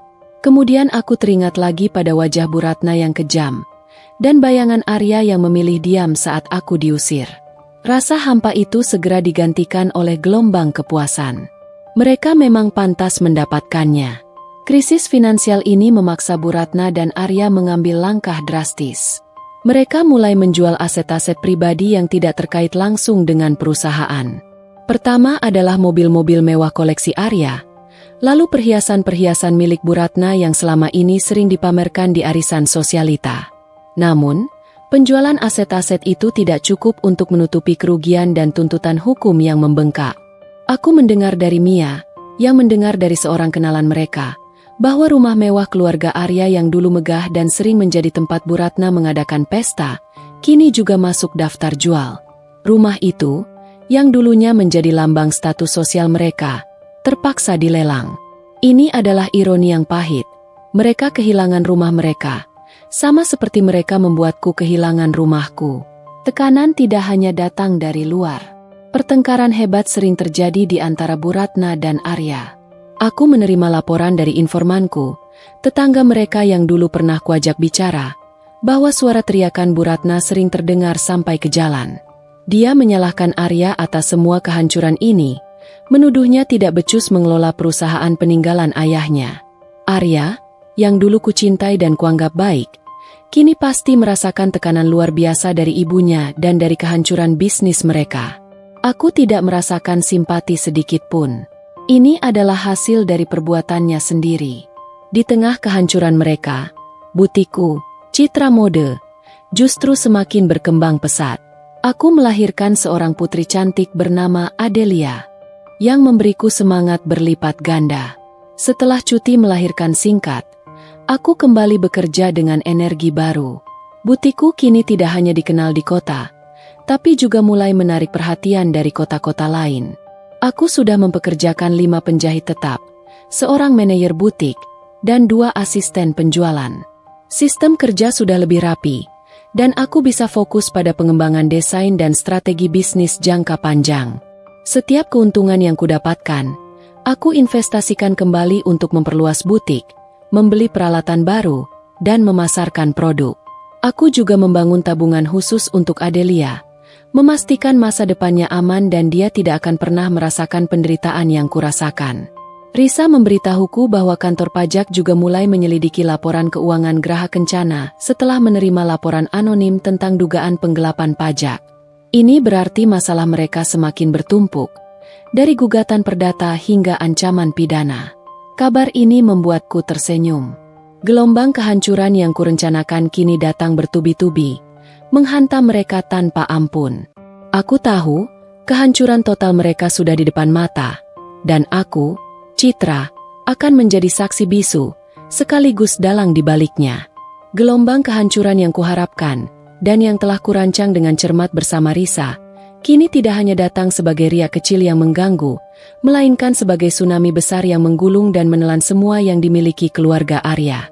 Gugatan dari perusahaan multinasional itu menjadi pemicu utama, merobek lapisan demi lapisan kemegahan dan kebanggaan mereka. Tak lama berselang, pihak berwenang, didukung oleh bukti-bukti manipulasi pajak yang Risa serahkan secara anonim dengan sangat rapi, mulai bergerak. Kantor pajak secara resmi membekukan beberapa rekening bank utama milik Bu Ratna dan Arya, serta aset-aset lain yang terindikasi kuat sebagai hasil penggelapan dan pencucian uang. Tekanan ini datang bertubi-tubi, seperti pukulan palu godam yang menghantam tanpa ampun, menghancurkan satu persatu fondasi keuangan mereka yang selama ini dianggap tak tergoyahkan. Aku mendengar kabar bahwa Bu Ratna panik luar biasa. Wajahnya yang dulu selalu angkuh dan tenang kini terlihat kusut, penuh ketakutan. Dia berusaha menjual lebih banyak aset pribadi secara diam-diam, mulai dari koleksi jam tangan mewah suaminya, lukisan-lukisan mahal, hingga beberapa properti tak bergerak yang selama ini sengaja disembunyikan dari publik. Namun, semua usahanya sia-sia. Dengan reputasi yang sudah hancur di mata para pebisnis dan status hukum yang tidak jelas, tidak ada satupun pembeli yang berani mendekat atau mengambil risiko. Bahkan relasi bisnis dan teman-teman sosialitanya yang dulu selalu dekat, selalu menyanjungnya, kini menjauh. Mereka tak ingin nama mereka terjerat dalam masalah Bu Ratna yang semakin membesar.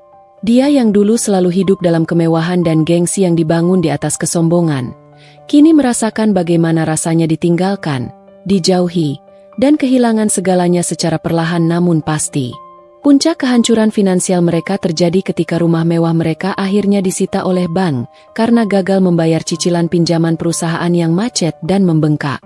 Rumah megah itu, dengan arsitektur klasik yang mewah dan pekarangan luas, yang dulunya menjadi tempat Bu Ratna mengusirku dengan kejam, kini berdiri kosong melompong. Papan, disita oleh bank, terpampang jelas di depan gerbangnya. Sebuah ironi yang begitu pahit sekaligus memuaskan bagiku. Mereka kehilangan rumah yang menjadi simbol kesombongan dan status sosial mereka. Sama seperti aku kehilangan rumah impianku yang kubangun dengan keringat sendiri dulu. Ini adalah pembalasan yang sempurna. Sebuah siklus karma yang berputar dan mengenai tepat sasaran. Kehidupan Arya pun tak luput dari dampak kehancuran ini. Ia dipecat secara tidak hormat dari posisinya sebagai manajer di Geraha Kencana, yang kini diambang likuidasi dan penutupan permanen. Percetakan yang dulu menjadi kebanggaan keluarga mereka, yang diwarisi dari ayahnya, kini hanya tinggal nama. Aku mendengar dari beberapa sumber bahwa Arya mencoba mencari pekerjaan lain di berbagai perusahaan, namun dengan nama keluarga yang tercoreng dan latar belakang perusahaan yang bermasalah, tidak ada yang mau menerimanya. Dia yang dulu begitu percaya diri, dikelilingi kemapanan, kini hidup dalam bayang-bayang kehancuran ibunya dan rasa bersalah yang pasti menghantuinya setiap hari. Aku tak lagi merasakan cinta atau kebencian yang mendalam padanya, hanya sisa-sisa rasa kecewa yang samar dan kepuasan melihat keadilan ditegakkan. Di sisi lain, hidupku mengalami kebangkitan yang luar biasa, seolah Phoenix yang terlahir kembali dari abunya sendiri. Setelah melahirkan putriku yang cantik dan sehat, Adelia, yang kini berusia beberapa bulan, aku kembali bekerja dengan semangat berlipat ganda. Kehadirannya memberiku energi tak terbatas. Citra Mode telah tumbuh menjadi sebuah butik yang benar-benar mewah dan berkelas, bahkan lebih dari yang pernah kubayangkan. Kami telah memperluas area toko hingga 2 kali lipat, menata ulang interior dengan desain yang elegan, dan menampilkan koleksi busana yang lebih beragam, dari haute couture untuk acara formal hingga busana kasual yang elegan dan chic untuk sehari-hari. Desain-desainku menjadi sangat dicari dan diminati. Bahkan beberapa pesohor lokal dan influencer mulai melirik butikku, mempromosikan produk-produkku. Aku mempekerjakan lebih dari 10 karyawan tetap, termasuk desainer junior yang berbakat, tim merchandiser, dan tim marketing yang profesional. Sistem kerja sudah lebih rapi dan terstruktur, memungkinkan aku untuk bisa fokus pada pengembangan desain yang inovatif, strategi bisnis jangka panjang, dan rencana ekspansi. Aku tak lagi menghitung setiap rupiah yang masuk dengan ketat seperti dulu, karena kini keuntungan yang kudapatkan jauh melampaui ekspektasiku. Setiap keuntungan, sebagian besar kuinvestasikan kembali untuk memperluas butik, membeli peralatan produksi yang lebih canggih, dan memperkuat pemasaran online maupun offline. Aku juga membangun tabungan khusus untuk Adelia, memastikan masa depannya terjamin, dan dia tidak akan pernah merasakan penderitaan atau kekurangan yang kurasakan.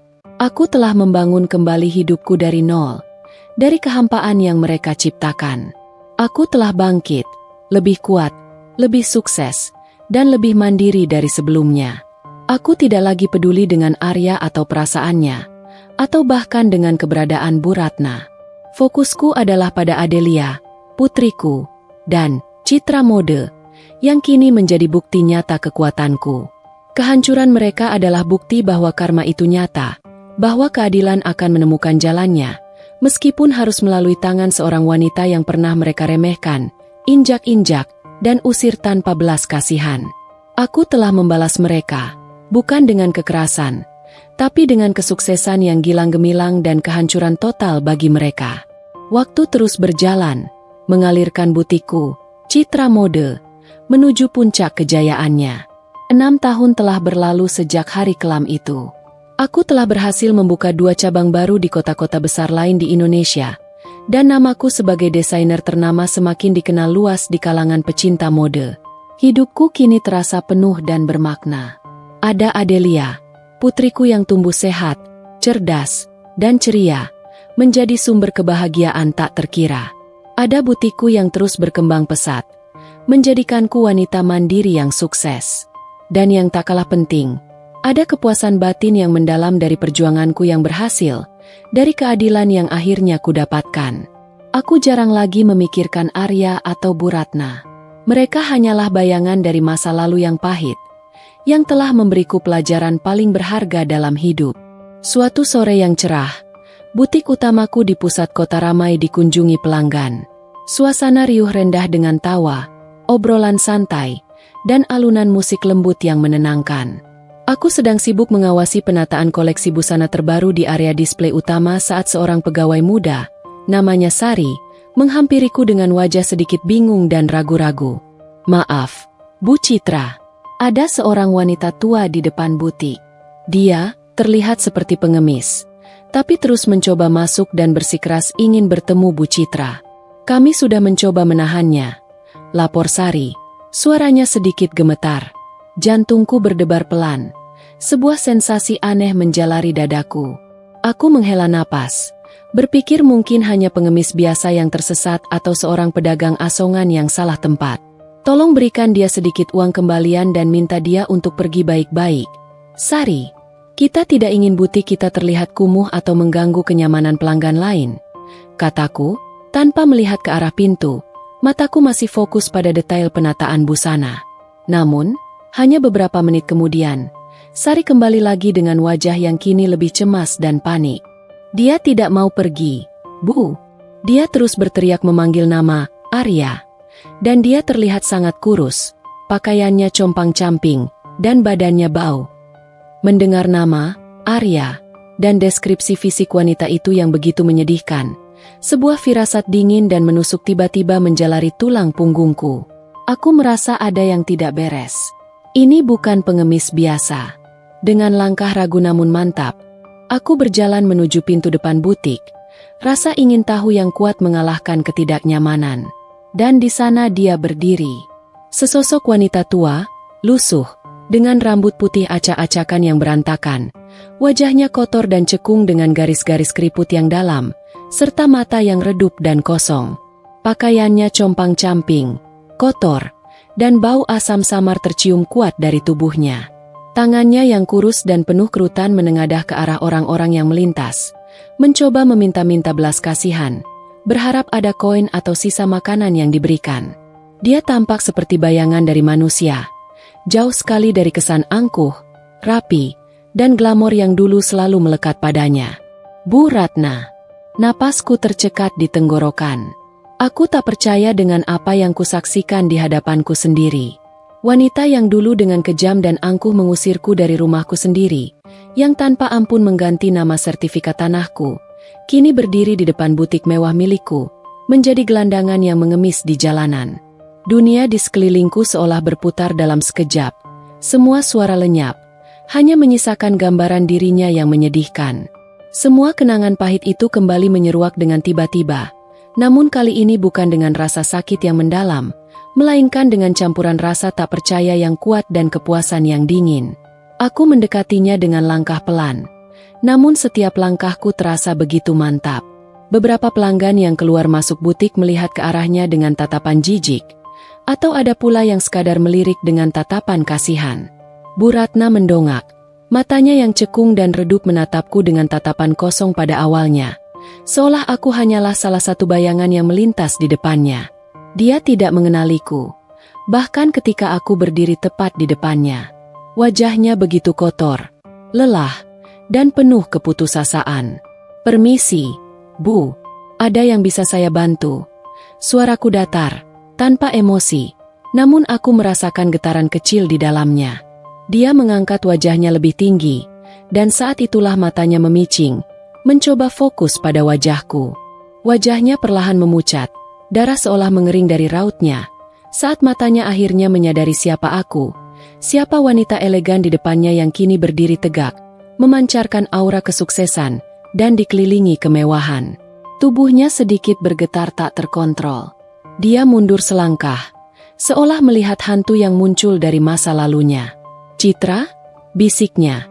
Suaranya tercekat, nyaris tak terdengar, seolah nama itu adalah kutukan yang tak boleh diucapkan. Suara yang dulu begitu mendominasi, penuh kesombongan, kini pecah dan penuh ketakutan. Aku tersenyum tipis, senyum yang dingin namun penuh kemenangan. Aku menikmati setiap detik reaksi di wajahnya. "Ya, ini saya, Bu Citra, pemilik butik ini." Wajahnya berubah drastis. Dari terkejut yang luar biasa, menjadi rasa malu yang tak terkira, lalu ketakutan yang mendalam, dan akhirnya keputusasaan yang melumpuhkan.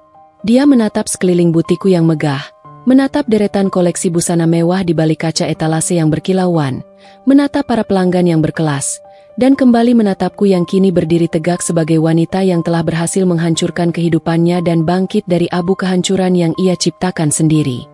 Dia yang dulu mengusirku dari rumahku sendiri, yang merampas masa depanku tanpa belas kasihan, kini mengemis di depan gerbang kesuksesanku. Ini adalah momen anti klimaks yang sempurna, lebih menyakitkan baginya daripada ribuan makian atau pukulan fisik. Aku tidak perlu mengatakan apa-apa lagi. Keberadaanku di sana, sebagai pemilik butik mewah, melihatnya dalam kondisi serendah itu, adalah pembalasan yang paling menyakitkan baginya. Sebuah keadilan yang sempurna. Keheningan yang mencekam, seolah memadat dan memenuhi setiap celah udara, menyelimuti area depan butikku. Bu Ratna masih berdiri di sana, terpaku dalam rasa malu yang teramat sangat dan keterkejutan yang membeku. Matanya yang cekung, kini terlihat begitu redup dan penuh kerut, menatapku dengan sorot memohon entah untuk apa. Pengampunan, pengertian, atau mungkin sekadar pengakuan. Para pegawaiku, bahkan beberapa pelanggan yang menyadari ketegangan luar biasa di pintu masuk, mulai melirik ke arah kami dengan bisikan-bisikan samar, mencoba menebak apa yang sedang terjadi. Aku tahu ini momennya. Momen yang kutunggu-tunggu, yang kubayangkan berulang kali dalam keputusasaan, amarah, dan tekadku untuk bangkit. Aku melangkah mendekat, perlahan. Setiap langkahku terasa begitu mantap dan penuh kesadaran. Setiap tapakan kakiku adalah penegasan atas kekuasaan dan kemandirianku yang baru.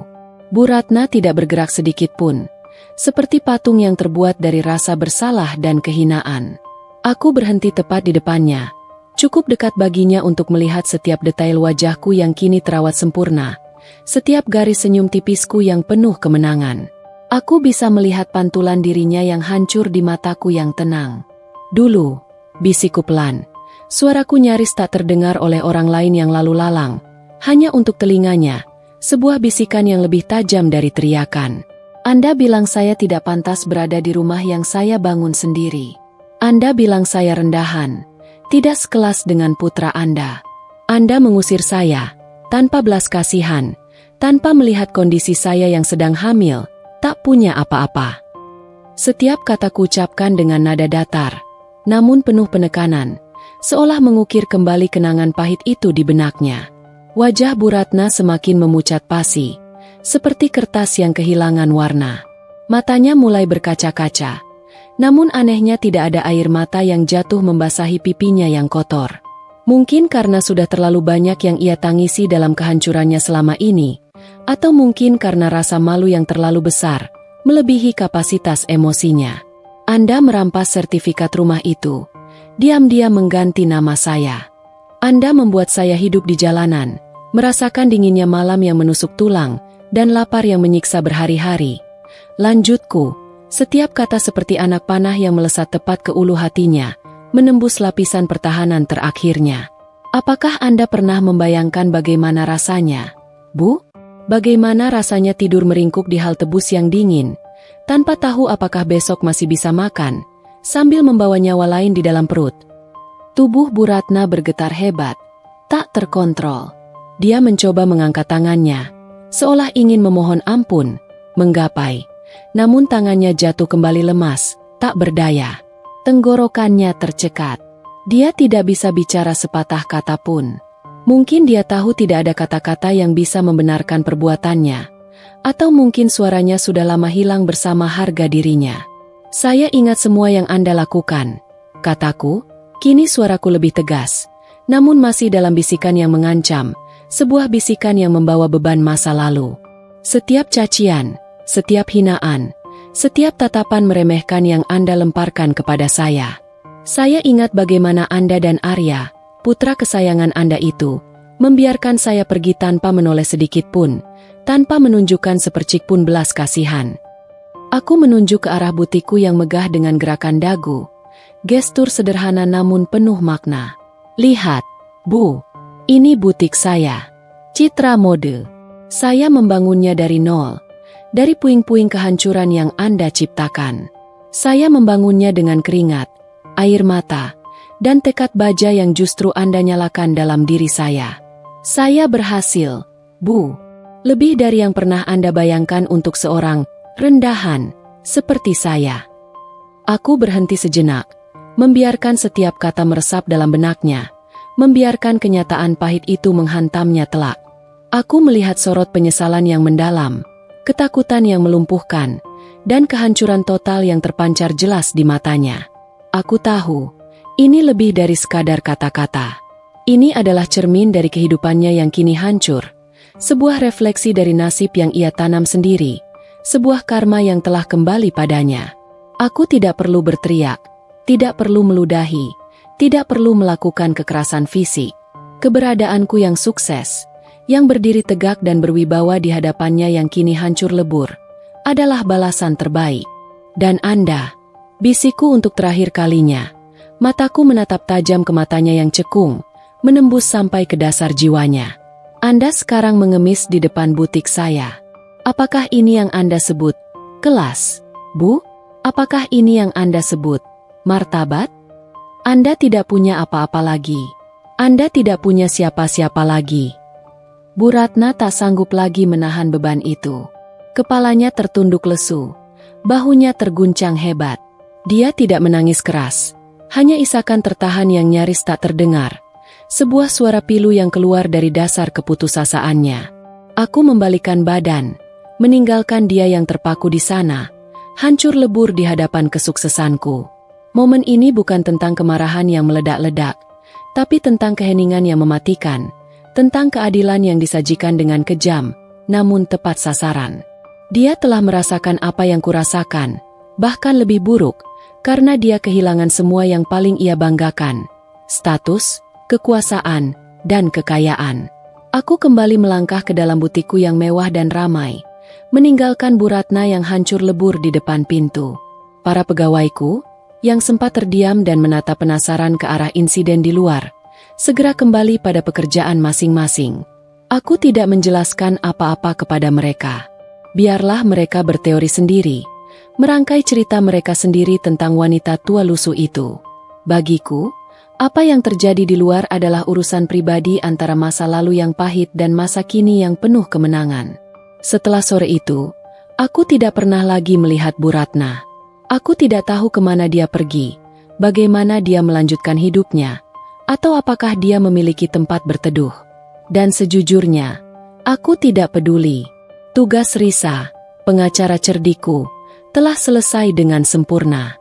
Dia berhasil membongkar semua praktik ilegal keluarga Arya, mulai dari manipulasi keuangan, penggelapan pajak, hingga pengalihan aset secara curang. Keadilan ditegakkan secara hukum, dan aset-aset mereka yang terbukti hasil kejahatan disita oleh negara sebagai ganti rugi atas kerugian yang ditimbulkan, termasuk kepada klien multinasional yang dulu mereka tipu. Rumah yang kubangun dengan keringat dan air mata, yang sempat direbut dariku, kini resmi dikembalikan kepadaku oleh putusan pengadilan yang tak terbantahkan. Sebuah kemenangan penuh, sebuah validasi atas perjuanganku. Namun, aku memutuskan untuk tidak tinggal di sana. Rumah itu terlalu banyak menyimpan kenangan pahit dan trauma masa lalu. Aku menjualnya, dan dananya kugunakan sepenuhnya untuk ekspansi bisnis, citra mode, serta investasi jangka panjang untuk masa depan Adelia. Bagaimana dengan Arya? Aku mendengar desas-desus yang menyedihkan, namun tak mengejutkan. Ia juga menjadi gelandangan, terbuang dan tak diakui siapa-siapa. Dia telah kehilangan segalanya, harta, status, dan bahkan ibunya yang dulu sangat ia patuhi. Kebenaran akhirnya terungkap bahwa ia memang terlibat dalam manipulasi keuangan itu, meskipun mungkin hanya sebagai boneka yang dikendalikan oleh ibunya. Tapi itu tidak mengubah fakta bahwa ia memilih untuk diam dan mengkhianatiku. Karma telah bekerja dengan caranya sendiri, menghukum mereka atas keserakahan dan kejahatan yang mereka perbuat. Mia adalah satu-satunya jembatan yang menghubungkan masa laluku yang kelam dengan masa kini yang cerah. Dia tetap menjadi sahabat terbaikku, tak tergantikan, dan kini menjabat sebagai manajer operasional senior di Citra Mode. Dia adalah saksi bisu setiap tetes keringat, setiap air mata, dan setiap langkah perjuanganku. Kami sering mengenang masa-masa sulit itu, sesekali tertawa getir, namun selalu berakhir dengan rasa syukur atas apa yang telah kami capai bersama. Hidupku kini jauh lebih damai, lebih tenang, dan penuh kebahagiaan sejati. Aku sepenuhnya fokus pada Adelia, putriku, membesarkannya dengan seluruh cinta dan kasih sayang.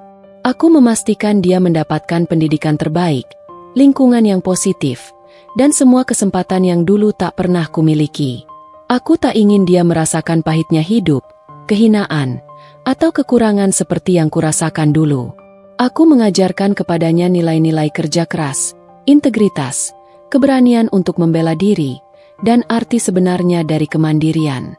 Citra Mode terus berkembang pesat, melampaui impian terliarku. Kami tidak hanya menguasai pasar lokal, tetapi juga mulai merambah pasar internasional melalui penjualan online yang agresif dan partisipasi dalam fashion show bergengsi di luar negeri.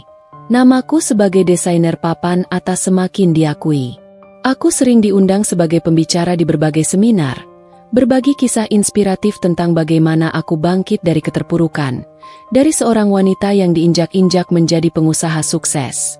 Aku menjadi simbol bahwa seorang wanita bisa berdiri tegak, mandiri, dan meraih kesuksesan yang luar biasa, bahkan setelah dihancurkan oleh orang-orang terdekatnya. Aku tidak lagi menyimpan dendam membara di hatiku.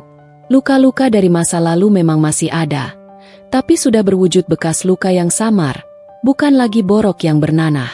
Aku belajar bahwa pembalasan terbaik bukanlah dengan kekerasan, kebencian, atau amarah yang meledak-ledak, melainkan dengan kesuksesan yang gilang gemilang dan hidup yang bahagia. Mereka telah menghancurkanku, mencoba membuatku tak berdaya, tapi aku telah mengubah kehancuran itu menjadi fondasi yang kokoh untuk membangun kerajaan baru. Mereka mencoba membuatku menjadi gelandangan, tapi aku memilih untuk membangun butik mewah, tempat mereka, pada akhirnya, akan datang dan mengemis. Keadilan memang tidak selalu datang cepat, tapi ia datang, dengan caranya yang paling menyakitkan dan setimpal bagi mereka yang menabur kejahatan. Aku, Citra, adalah bukti hidup dari kebenaran itu. Beberapa tahun telah berlalu sejak insiden dramatis di depan butikku. 6 tahun penuh, di mana setiap harinya aku menyaksikan Adelia, putriku, tumbuh sehat, cerdas, dan penuh rasa ingin tahu yang tak ada habisnya. Citra Mode telah menjadi nama besar di industri mode Indonesia, tak hanya menguasai pasar lokal tetapi juga berhasil membuka beberapa cabang di kota-kota besar lain dan sedang merencanakan ekspansi ambisius ke pasar internasional. Hidupku kini terasa lengkap, damai, dan penuh dengan pencapaian yang membanggakan. Luka lama yang dulu menganga telah sepenuhnya sembuh, hanya menyisakan bekas luka yang samar, namun menjadi pengingat abadi akan kekuatan yang kutemukan di tengah kehancuran. Suatu sore yang cerah, aku sedang berada di butik pusatku, meninjau beberapa desain koleksi terbaru yang akan diluncurkan. Hari itu terasa tenang dan menyenangkan. Aroma kain baru dan parfum mewah mengisi udara. Tiba-tiba, Mia menghampiriku dengan langkah tergesa. Wajahnya sedikit tegang, namun dengan sorot mata aneh yang tak bisa kupahami, campuran antara kehati-hatian dan rasa iba. "Citra, ada yang ingin bertemu denganmu," bisiknya pelan. Suaranya sedikit tercekat, seolah ada beban berat yang ia tahan. Dia menunggu di area pribadi di belakang. Dia bersikeras. Aku mengernyitkan dahi. Aku jarang sekali menerima tamu tanpa janji temu, terutama di area pribadi butik yang kuanggap sangat personal. Siapa? Mia? Aku tidak punya jadwal pertemuan sore ini. Katakan saja aku sibuk. Kataku, sedikit tidak sabar. Mia menelan ludah dengan susah payah. Pandangannya sedikit beralih ke belakang. Arya. Jantungku berdesir. Sebuah sensasi yang sudah lama sekali tidak kurasakan. Nama itu, yang dulunya begitu akrab dan hangat di hatiku, kini terdengar asing, bahkan sedikit dingin dan membawa beban masa lalu. Aku tidak pernah membayangkan akan bertemu dengannya lagi. Setelah semua yang terjadi, aku berpikir dia sudah menghilang di telan bumi, seperti ibunya. Sebuah perasaan mual tipis sempat menjalari perutku, namun segera kuendalikan. Keberadaannya tak akan lagi menggoyahkan duniaku yang telah kubangun kokoh. Suruh dia masuk, kataku, suaraku datar, tanpa emosi, namun ada gema kekuasaan di dalamnya. Aku ingin melihat apa yang membuatnya berani datang menemuiku setelah sekian lama. Aku ingin melihatnya dengan mataku sendiri, bagaimana takdir telah memperlakukannya. Tak lama kemudian, sebuah sosok pria masuk ruangan pribadi. Langkahnya terasa berat dan ragu-ragu. Dia bukan lagi Arya yang ku kenal dulu. Pria yang dulu gagah, tampan, dan selalu rapi dengan setelan jas mahal, kini terlihat kurus kering, bahunya melorot, rambutnya sedikit memutih di pelipis, dan sorot matanya redup, penuh kelelahan yang mendalam, kesedihan, dan mungkin penyesalan yang tak berujung. Pakaiannya sangat sederhana, kemeja lusuh dan celana yang terlihat kebesaran. Dia tampak menua jauh dari usianya yang sebenarnya. Dia berdiri canggung di ambang pintu, tak berani melangkah lebih jauh ke dalam ruangan mewahku. Wajahnya pucat pasi saat matanya bertemu denganku, yang kini berdiri tegak, memancarkan aura kesuksesan, kemandirian, dan kepercayaan diri. Butik mewahku dengan ornamen kristal dan desain elegan menjadi latar belakang yang sangat kontras dan kejam dengan keadaannya yang menyedihkan. Citra. Suaranya serak, parau, nyaris tak terdengar, seolah tenggorokannya tercekat oleh emosi. Ia tampak sangat ragu, bingung harus memulai dari mana. Aku menatapnya tanpa ekspresi, seolah ia adalah orang asing. Ada apa, Arya? Aku tidak menyangka akan melihatmu lagi di sini. Di tempatku. Dia menunduk, menghindari tatapanku, seolah malu. Aku hanya ingin melihatmu. Aku mendengar tentang kesuksesanmu, tentang butikmu yang terkenal. Aku tidak menyangka kau bisa sejauh ini, bangkit begitu tinggi. Ada nada kekaguman yang samar dalam suaranya, bercampur aduk dengan penyesalan yang mendalam dan mungkin sedikit rasa iri. Aku tertawa sinis, tawa yang tak sampai ke mata, hanya sekadar udara yang keluar dari bibirku. Oh, kau tidak menyangka? Bukankah itu tujuanmu dan ibumu? Membuatku hancur, menjadi gelandangan, terpuruk selamanya? Tapi lihat, Arya, aku tidak hancur. Aku bangkit, bahkan lebih tinggi dari yang pernah kau bayangkan. Dia mengangkat wajahnya, matanya terlihat berkaca-kaca, penuh kepedihan. Aku tahu, Citra, aku tahu aku salah. Aku sangat menyesal. Setiap hari, setiap malam, aku dihantui penyesalan atas apa yang telah kulakukan padamu. Atas kebisuan dan pengecutku saat itu, saat kau diusir tanpa apa-apa. Suaranya bergetar hebat, pecah menahan tangis. Aku kehilangan segalanya. Ibuku, dia tidak selamat. Setelah rumah disita, kesehatannya menurun drastis. Dia tidak bisa menerima semua kehancuran itu. Dia meninggal setahun yang lalu, dalam keadaan tidak punya apa-apa, sebatang kara. Ada jeda panjang yang membebani, dipenuhi keheningan. Aku tidak merespons. Aku tidak merasakan simpati sedikit pun atas kabar kematian Bu Ratna. Tidak ada kepuasan yang meledak, juga tidak kesedihan. Hanya kekosongan dan penerimaan. Dia telah mendapatkan karmanya. Aku sekarang hidup sebatang kara. Tidak ada lagi yang tersisa. Aku tidak punya apa-apa lagi, lanjut Arya. Suaranya lebih lirih. Aku hanya ingin meminta maaf padamu, Citra, dengan tulus dari lubuk hatiku yang terdalam. Aku tahu itu tidak akan mengubah apapun, tidak akan mengembalikan masa lalu, tapi aku tidak bisa hidup tenang tanpa mengatakannya secara langsung padamu. Aku menatapnya lekat, menganalisis setiap detail di wajahnya. Wajah yang dulu ku cintai, yang menjadi bagian dari impianku, kini hanya menyisakan bayangan penyesalan yang mendalam. Aku melihat kelelahan, penderitaan yang nyata, dan kehampaan yang tak terlukiskan di matanya. Aku tahu dia tulus, tapi ketulusannya sekarang tidak lagi cukup. Trauma yang ia dan ibunya ciptakan terlalu dalam, terlalu membekas. Permintaan maafmu tidak akan mengembalikan semua yang telah kulalui, Arya. Kataku pelan, suaraku tenang, tanpa emosi yang meledak, namun mengandung kekuatan yang besar. Tidak akan menghapus rasa sakit, kehinaan, dan ketakutan yang kurasakan saat itu. Itu tidak akan mengembalikan masa lalu, tidak akan mengubah apapun yang telah terjadi. Aku diam sejenak, menatapnya lurus, memastikan pesanku tersampaikan. Aku sudah memaafkanmu, demi kedamaian hatiku sendiri, dan demi anakku. Tapi aku tidak bisa melupakan. Dan kita tidak punya apa-apa lagi untuk dibicarakan. Tidak ada lagi yang tersisa antara kita. Aku berbalik, mengakhiri percakapan. Aku tidak lagi membencinya. Tapi tidak ada lagi tempat baginya dalam hidupku. Dia hanyalah jejak masa lalu yang telah kutaklukkan. Sebuah bayangan yang kini tak lagi memiliki kekuatan untuk melukaiku. Setelah pertemuan tak terduga yang singkat namun penuh makna dengan Arya, sebuah lapisan ketenangan baru menyelimuti diriku. Bukan kelegaan yang meledak-ledak seperti kembang api, melainkan sebuah kedamaian yang mendalam dan kokoh, terasa seperti fondasi sebuah bangunan yang kini takkan goyah lagi oleh badai apapun. Aku tidak lagi merasa perlu membuktikan apapun kepada siapapun. Arya dan ibunya telah mendapatkan apa yang mereka tabur. Sebuah karma yang berbalik menghantam mereka dengan telak.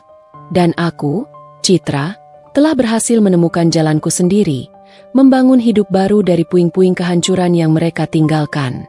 Hari-hariku kembali disibukkan dengan rutinitas yang kini kusyukuri setiap detiknya. Pagi hari adalah waktu yang sepenuhnya kumiliki bersama Adelia, putriku yang kini sudah beranjak besar.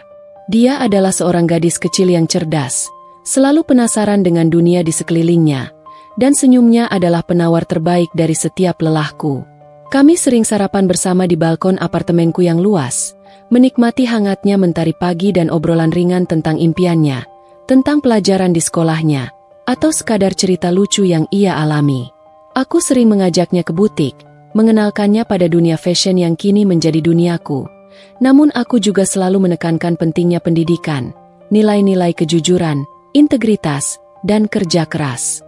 Aku ingin dia tumbuh menjadi wanita yang kuat, mandiri, dan berprinsip, jauh dari intrik dan keserakahan yang pernah kuhadapi di masa lalu. Aku ingin dia tahu bahwa martabat tidak diukur dari harta, melainkan dari karakter. Citra Mode terus berkembang melampaui ekspektasi. Kami tidak hanya meraih kesuksesan di pasar domestik, tetapi juga mulai menarik perhatian pembeli dari berbagai negara. Beberapa butik besar di Eropa dan Timur Tengah telah menyatakan minat serius untuk memasukkan koleksiku ke dalam display mereka. Namaku sebagai desainer ternama semakin dikenal luas di kancah mode internasional. Aku juga mulai aktif dalam berbagai kegiatan sosial, terutama yang berkaitan dengan pemberdayaan perempuan dan anak-anak yatim piatu. Aku mendirikan sebuah yayasan kecil yang fokus pada pendidikan keterampilan menjahit dan desain bagi perempuan kurang mampu, memberdayakan mereka agar bisa mandiri secara finansial seperti diriku. Aku percaya, keberhasilanku harus bisa menjadi jembatan dan inspirasi bagi orang lain untuk bangkit dari keterpurukan. Mia, sahabat setianya, tetap menjadi tangan kananku yang tak tergantikan di butik. Dia adalah keluarga bagiku, lebih dari sekadar teman kerja. Kami sering menghabiskan malam dengan obrolan ringan, mengenang masa lalu yang sulit, dan merencanakan masa depan, Citra Mode, yang cerah. Dia adalah cermin yang selalu mengingatkanku dari mana aku berasal, dan sejauh mana aku telah melangkah. Senyumnya, tatapan bangganya, selalu memberiku kekuatan. Aku terkadang mendengar kabar samar tentang Arya dari berita-berita lokal yang sesekali muncul di media online, atau dari gosip yang sampai ke telingaku melalui jaringan bisnis yang luas. Ia dikabarkan sesekali terlihat bekerja serabutan di pinggir kota, hidup dalam kesulitan yang nyata, dan terisolasi dari lingkungan sosialnya yang dulu. Tidak ada dendam yang muncul dalam diriku saat mendengar kabar itu. Hanya sebuah kesimpulan yang logis dan jelas. Setiap perbuatan ada konsekuensinya. Hidup telah menghukumnya lebih keras daripada yang bisa kulakukan. Yang terpenting, aku telah menemukan kebahagiaan sejati. Bukan kebahagiaan yang tergantung pada materi atau pengakuan orang lain, melainkan kebahagiaan yang berasal dari dalam diri. Kebahagiaan menjadi seorang ibu yang utuh dan penuh cinta, seorang pengusaha yang berhasil membangun mimpinya dari nol, dan seorang wanita yang berhasil bangkit dari kehancuran yang tak terbayangkan. Aku telah membuktikan kepada diriku sendiri, dan kepada dunia, bahwa aku lebih dari sekadar korban. Aku adalah seorang penyintas, seorang pejuang, dan seorang pencipta masa depan yang gemilang. Setiap pagi, saat aku menatap pantulan diriku di cermin, aku melihat bukan lagi citra yang lemah dan terluka, melainkan citra yang kuat, berani, penuh kebijaksanaan, dan dipenuhi rasa syukur. Bekas luka di hatiku telah berubah menjadi peta perjalanan, menunjukkan setiap langkah, setiap rintangan, dan setiap kemenangan yang telah mengantarku pada kedamaian yang sesungguhnya. Aku bebas. Bebas dari dendam, bebas dari masa lalu yang menghantui, dan siap menyongsong masa depan yang cerah, penuh harapan, bersama putriku tercinta, Adelia. Kehidupan terus berputar, dan bersama setiap putarannya, Citra menemukan kedalaman baru dalam keberadaannya.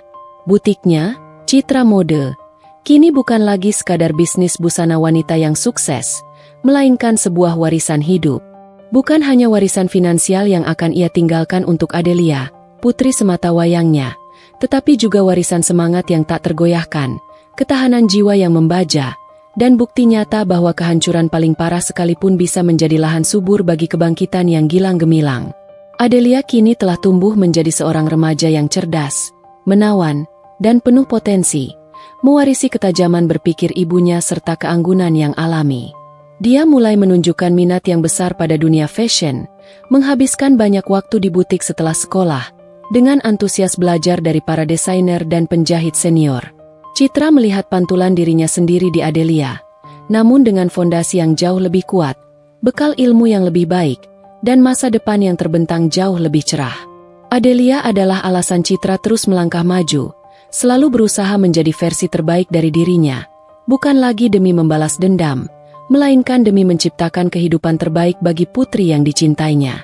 Bertahun-tahun berlalu, dan kabar tentang Arya dan ibunya semakin samar, nyaris tak terdengar, seolah mereka telah lenyap di telan bumi. Mereka menjadi bagian dari sejarah kelam yang kini hanya sesekali muncul dalam ingatan Citra, bukan lagi sebagai luka yang menganga, melainkan sebagai pengingat akan kekuatan luar biasa yang telah ia temukan dalam dirinya. Citra belajar untuk tidak lagi mendefinisikan dirinya berdasarkan masa lalu yang menyakitkan, melainkan berdasarkan pilihan-pilihan sadar yang ia buat setiap hari untuk masa depannya dan masa depan putrinya. Yayasan sosial yang didirikan Citra untuk memberdayakan perempuan kurang mampu semakin berkembang pesat. Banyak wanita yang dulunya terpuruk dalam kemiskinan dan keterbatasan, kini berhasil menciptakan usaha kecil mereka sendiri, meniru semangat pantang menyerah yang dicontohkan Citra. Kisah inspiratifnya tak hanya diceritakan di seminar-seminar besar yang dihadiri ribuan orang, tetapi juga menjadi motivasi yang kuat di komunitas-komunitas kecil di pelosok negeri. Ia menjadi mentor yang dihormati, pembimbing yang tulus, dan simbol harapan bagi banyak orang yang sedang berjuang. Suatu hari, saat Adelia mengajaknya berlibur ke sebuah kota kecil yang tenang di pinggir pantai, jauh dari hiruk-pikuk Jakarta, Citra merasakan kedamaian yang belum pernah ia rasakan sebelumnya. Dia duduk di tepi pantai berpasir putih, membiarkan ombak yang lembut menyentuh kakinya, sambil melihat Adelia bermain dengan gembira di kejauhan. Di sanalah, jauh dari ingatan masa lalu yang menyakitkan, Citra menyadari bahwa balas dendam yang sesungguhnya bukanlah dengan cara menghancurkan orang lain, melainkan dengan membangun kebahagiaan dan kesuksesan diri sendiri yang tak bisa dihancurkan oleh siapapun. Ia telah melewati badai terburuk dalam hidupnya, menghadapi pengkhianatan terkejam dari orang-orang terdekat, dan berhasil bangkit dari abu kehancuran yang ia kira akan menguburnya selamanya. Kini, ia adalah seorang wanita yang utuh, kuat, berintegritas, dan penuh cinta. Bukan lagi Citra yang terluka, yang dipenuhi dendam dan amarah, melainkan Citra yang telah menemukan kedamaian sejati. Sebuah kedamaian yang lahir dari penerimaan penuh atas takdir, pemaafan, bukan untuk mereka, tapi untuk membebaskan dirinya sendiri dari belenggu kebencian, dan keberanian untuk selalu memulai lagi. Setiap napas yang diambilnya terasa seperti awal yang baru, sebuah lembaran kosong yang siap diisi dengan warna-warna cerah masa depan. Warisan yang ia bangun bukan hanya berupa kekayaan materi yang berlimpah, tetapi juga semangat pantang menyerah, kekuatan untuk memaafkan diri sendiri dan orang lain, dan kemampuan luar biasa untuk mengubah penderitaan yang mendalam menjadi kekuatan yang maha dahsyat. Ia adalah bukti hidup bahwa di balik setiap bayangan kelam, ada sukacita yang menunggu untuk ditemukan, dan bahwa setiap akhir yang menyakitkan bisa menjadi awal yang tak berujung bagi sebuah kehidupan baru yang lebih baik.